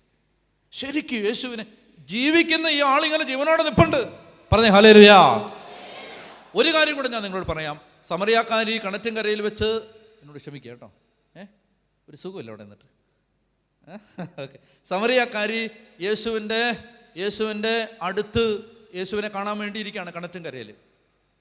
ചോദ്യം, ആരാണ് ആദ്യം എത്തിയത്? യേശുവോ സമറിയാക്കാരിയോ? യേശു. അവിടുക്കൻ. ആരാണ് ആദ്യം എത്തിയത്? യേശു. എവിടെ എത്തിയത്? എവിടെ എത്തിയത്? എവിടെ എത്തിയത്? കിണറ്റുംകരയിൽ. എവിടാ? കിണറ്റുംകരയിൽ. കൊള്ളാം, എന്നാലും കൊള്ളാം. അപ്പോൾ യേശു ആദ്യമെത്തി. അപ്പോൾ catechism of the Catholic church, അതിന് എത്ര ഭാഗമുണ്ട്? കത്തോലിക്ക സഭയുടെ മതബോധന ഗ്രന്ഥത്തിന് എത്ര ഭാഗമുണ്ട്? 4 പാർട്ടുണ്ട്. Part 1, part 2, part 3. 4ാമത്തെ ഭാഗം എന്തിനെക്കുറിച്ചാണ്? പ്രാർത്ഥനയെക്കുറിച്ചാണ്. ക്രിസ്തീയ പ്രാർത്ഥന, ക്രിസ്ത്യൻ പ്രയർ, പ്രാർത്ഥന. സഭയുടെ മതബോധന ഗ്രന്ഥത്തിൻ്റെ ഒരു കോപ്പി വാങ്ങിച്ച് വീട്ടിൽ വെക്കുകയും വായിക്കുകയും ചെയ്യണം. വീട്ടിൽ വെച്ചിട്ടുണ്ട്, വായിച്ചു തുടങ്ങണം.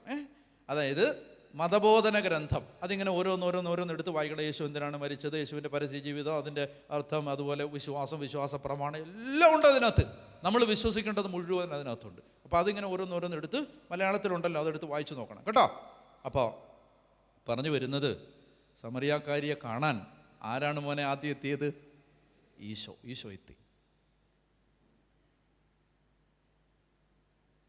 അപ്പോൾ അവൾ അവനോട് സംസാരിച്ച് കുറച്ച് കഴിഞ്ഞപ്പോൾ അവൾ പറഞ്ഞു, എന്നാൽ പിന്നെ ആ വെള്ളം എനിക്ക് നീ തരിക, ഞാൻ ഇനി വെള്ളം കോരാൻ വരണ്ടാലോ, പിന്നെ എനിക്ക് ദാഹിക്കത്തുമില്ലല്ലോ നീ പറഞ്ഞ ആ ജലം.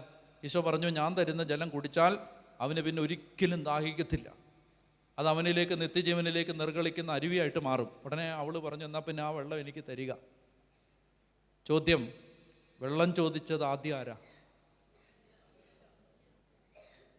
ആദ്യം വന്നതാരാ? ആദ്യം വെള്ളം ചോദിച്ചതാരാ? ആദ്യം ദാഹിക്കുന്നു എന്ന് പറഞ്ഞതാരാ? ഈശോ. കത്തോലിക്ക തിരുസഭ ഈ ഭാഗം വിശദീകരിച്ചിട്ട് പറയും, അവള് ദാഹിക്കുന്നതിന് മുമ്പേ അവൻ ദാഹിച്ചു. അവള് ദാഹിക്കുന്നതിന് മുമ്പേ അവൾ ദാഹിക്കണമെന്ന് അവൻ ദാഹിച്ചു എന്ന് പറഞ്ഞാൽ അത് മനോഹരമായിട്ട് പറഞ്ഞിരിക്കും. എന്തെൻ്റെ അർത്ഥം എന്നറിയാമോ? ഇപ്പം ഈശോയെ കാണണമെന്നുള്ളത് നമ്മുടെ ആഗ്രഹമാണ്. ശരിക്കും ആഗ്രഹം ഉണ്ടോയെന്നുള്ളത് വേറൊരു കാര്യമാണ്. ഒരിക്കലും ഒരു നീ വേടാ ഇവിടോട്ടിരി, നീ വേണം ഇവിടെ, പുറകോട്ടൊന്നും നോക്കണ്ട കേട്ടോ. അപ്പോൾ ഇങ്ങനെ ഈ എന്താ പറഞ്ഞേ, ഈശോയെ കാണണമെന്ന് ഭയങ്കര ആഗ്രഹമാണ് നമുക്ക്. ആഗ്രഹം ശരിക്കും ഉണ്ടോ? ലോട്ടറി അടിക്കുന്നതിൻ്റെ അത്ര ആഗ്രഹമുണ്ടോ ഈശോയെ കാണണമെന്ന്? ശരിക്കും ആഗ്രഹം. ഇപ്പോൾ ഈ സന്യാസി ഗുരുവിൻ്റെ അടുത്ത് വന്നിട്ട് ശിഷ്യൻ പറഞ്ഞു എനിക്ക് ദൈവത്തെ കാണണം. അപ്പോൾ സന്യാസി പറഞ്ഞു 2-3 ദിവസം എൻ്റെ കൂടെ നിൽക്കാൻ പറഞ്ഞു. അപ്പോൾ ഒരു ദിവസം രാവിലെ സന്യാസി പറഞ്ഞു വെള്ളം കോരാൻ പോകണം, നദിയിൽ വെള്ളം കോരാൻ വേണ്ടി പോകണം, നീ വരുന്നോ എന്ന് ചോദിച്ചു. പോയി.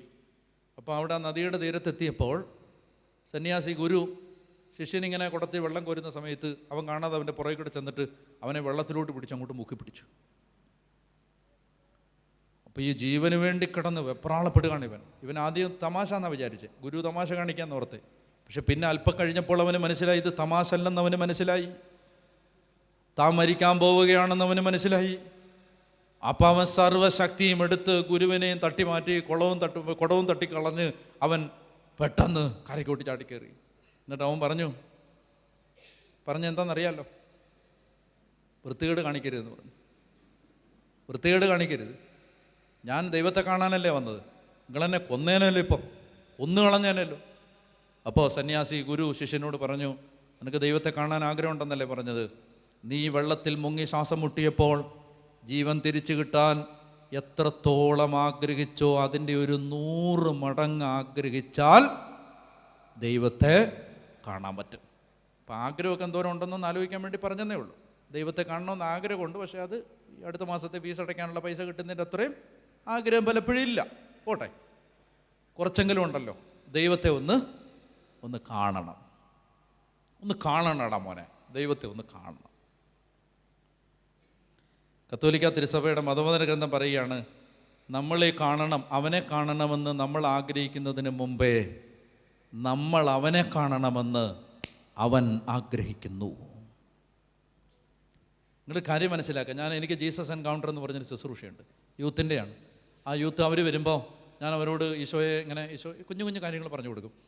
അപ്പം ഞാൻ അവരോട് ഒരിക്കൽ പറഞ്ഞ ഇതാണ്, നിങ്ങൾ ഈശോയെ കാണണമെന്ന് ആഗ്രഹിക്കുന്നതിനേക്കാൾ നിങ്ങൾ ഈശോയെ കാണണമെന്ന് ഈശോ ആഗ്രഹിക്കുന്നുണ്ട്. എളുപ്പം അത്. നിങ്ങൾ ശരിക്കും കർത്താവേ എനിക്കൊന്ന് കാണണമല്ലോ, നിൻ്റെ സാന്നിധ്യം എനിക്കൊന്ന് കിട്ടണമല്ലോ, നിന്നെ എനിക്കൊന്ന് അനുഭവിക്കണമല്ലോ എന്ന് ആഗ്രഹിച്ചാൽ ഈശോ വരും. പറഞ്ഞേ ഹല്ലേലൂയ, പറഞ്ഞേ ഹല്ലേലൂയ, ഹല്ലേലൂയ. അപ്പം അതുകൊണ്ട് നമുക്ക് ഈ ആഗ്രഹം, മതബോധന ഗ്രന്ഥം പറയുകയാണ്, നമുക്ക് ഈ ആഗ്രഹം തരുന്നത് പോലും ആരാണ്? യേശുവാണ്. അപ്പം നിങ്ങളിവിടെ വന്നിരിക്കുന്നു. ഇവിടെ വന്നിരിക്കുമ്പോൾ സാമാന്യം വിരസമായ ഈ ദൈവിക സത്യങ്ങൾ കേൾക്കുമ്പോൾ നിങ്ങളിങ്ങനെ ഉറങ്ങാതിരിക്കുന്നു. 2 മണിക്കൂറായി നിങ്ങളിങ്ങനെ ഇരിക്കുകയാണ്. ഈ ആഗ്രഹം തരുന്നത് പോലും ആരാണ്? ഈശോയാണ്. അതായത് ഈശോയെ കേൾക്കാൻ വേണ്ടി ഈ ആഗ്രഹം തരികയാണ്. നിങ്ങൾക്ക് ഭൗതികമായ ഒരു കാര്യത്തെക്കുറിച്ചും കഴിഞ്ഞ 2 മണിക്കൂറിനുള്ളിൽ ഞാൻ ഒന്നും പറഞ്ഞിട്ടില്ല. പക്ഷേ നിങ്ങളിങ്ങനെ ഇരിക്കുകയാണ് ഇത് കേൾക്കാൻ. ഈ ആഗ്രഹം തരുന്നത് ആരാണ്? ഈശോ. പറഞ്ഞേ ഹല്ലേലൂയ. അപ്പം അതുകൊണ്ട് ആ ഈശോ, നമ്മൾ യേശുവിനെ കാണണമെന്ന് നമ്മൾ ആഗ്രഹിക്കുന്നതിനേക്കാൾ യേശു ആഗ്രഹിക്കുന്നുണ്ട്. ഞാൻ പറഞ്ഞു വന്നത്, പിശാചിൽ നിന്ന് ദൈവത്തിലേക്ക്, പാപത്തിൽ നിന്ന് പരിശുദ്ധിയിലേക്ക്, നിത്യശിക്ഷയിൽ നിന്ന് നിത്യരക്ഷയിലേക്ക്. ഇതാണ് രക്ഷ. എന്നൊക്കെ പറഞ്ഞേ ഹല്ലേലൂയ. എന്നൊക്കെ പറഞ്ഞേ ഹല്ലേലൂയ. അപ്പം അതുകൊണ്ട് യേശു നമ്മളെ ആ രക്ഷയിലേക്ക് വിളിക്കുമ്പോൾ ഇനി അടുത്തതായിട്ട് നമ്മൾ മനസ്സിലാക്കാനുള്ളത്, എന്താണ് രക്ഷ എന്ന് മനസ്സിലായി കഴിഞ്ഞാൽ ഇനി രക്ഷ പ്രാപിക്കാൻ നാം എന്ത് ചെയ്യണം? 1 2 3 4 5 6 7 എനിക്ക് കുറേ കാര്യങ്ങൾ പറയാനുണ്ട്. അത് ഇന്നെന്തായാലും തീരില്ല, ഇന്നെന്തായാലും തീരാൻ പോകുന്നില്ല. അപ്പോൾ 1 2 3 4 5 6 7 പറയണമെങ്കിൽ നിങ്ങൾ എന്ത് ചെയ്യണം? നാളെ വരണം. രക്ഷ പ്രാപിക്കാൻ നാം എന്ത് ചെയ്യണം? അതിന് ബൈബിൾ പറയുന്ന ഒരു 4-5 കാര്യങ്ങളിലേക്ക് നമ്മൾ വിശദമായിട്ട് കടന്നു പോകും. ഇനി അതിനുശേഷം രക്ഷയെക്കുറിച്ച് പിന്നീട് ഞാൻ മറ്റു ചില കാര്യങ്ങൾ പറഞ്ഞു തരും. പിന്നെ വളരെ പ്രധാനപ്പെട്ട വേറെ ചില കാര്യങ്ങൾ നമുക്ക് 5 ഇനി ഒരു ഞാൻ പറഞ്ഞല്ലോ ഒരു 8 മണിക്കൂർ, പിന്നെ ഇനി 6 മണിക്കൂർ നമ്മുടെ മുമ്പിലുണ്ട്. ഈ 6 മണിക്കൂർ കൊണ്ട് രക്ഷയെ സംബന്ധിച്ച് ഒരു കത്തോലിക്ക വിശ്വാസം അറിയേണ്ട അടിസ്ഥാന തത്വങ്ങളെല്ലാം ഞാൻ വിശദീകരിക്കും. പറഞ്ഞേ ഹല്ലേലൂയ. ഹല്ലേലൂയ. അപ്പം അതുകൊണ്ട് നിങ്ങൾ എന്ത് ചെയ്യണം? നിങ്ങൾ ദാഹത്തോടെ വരണം.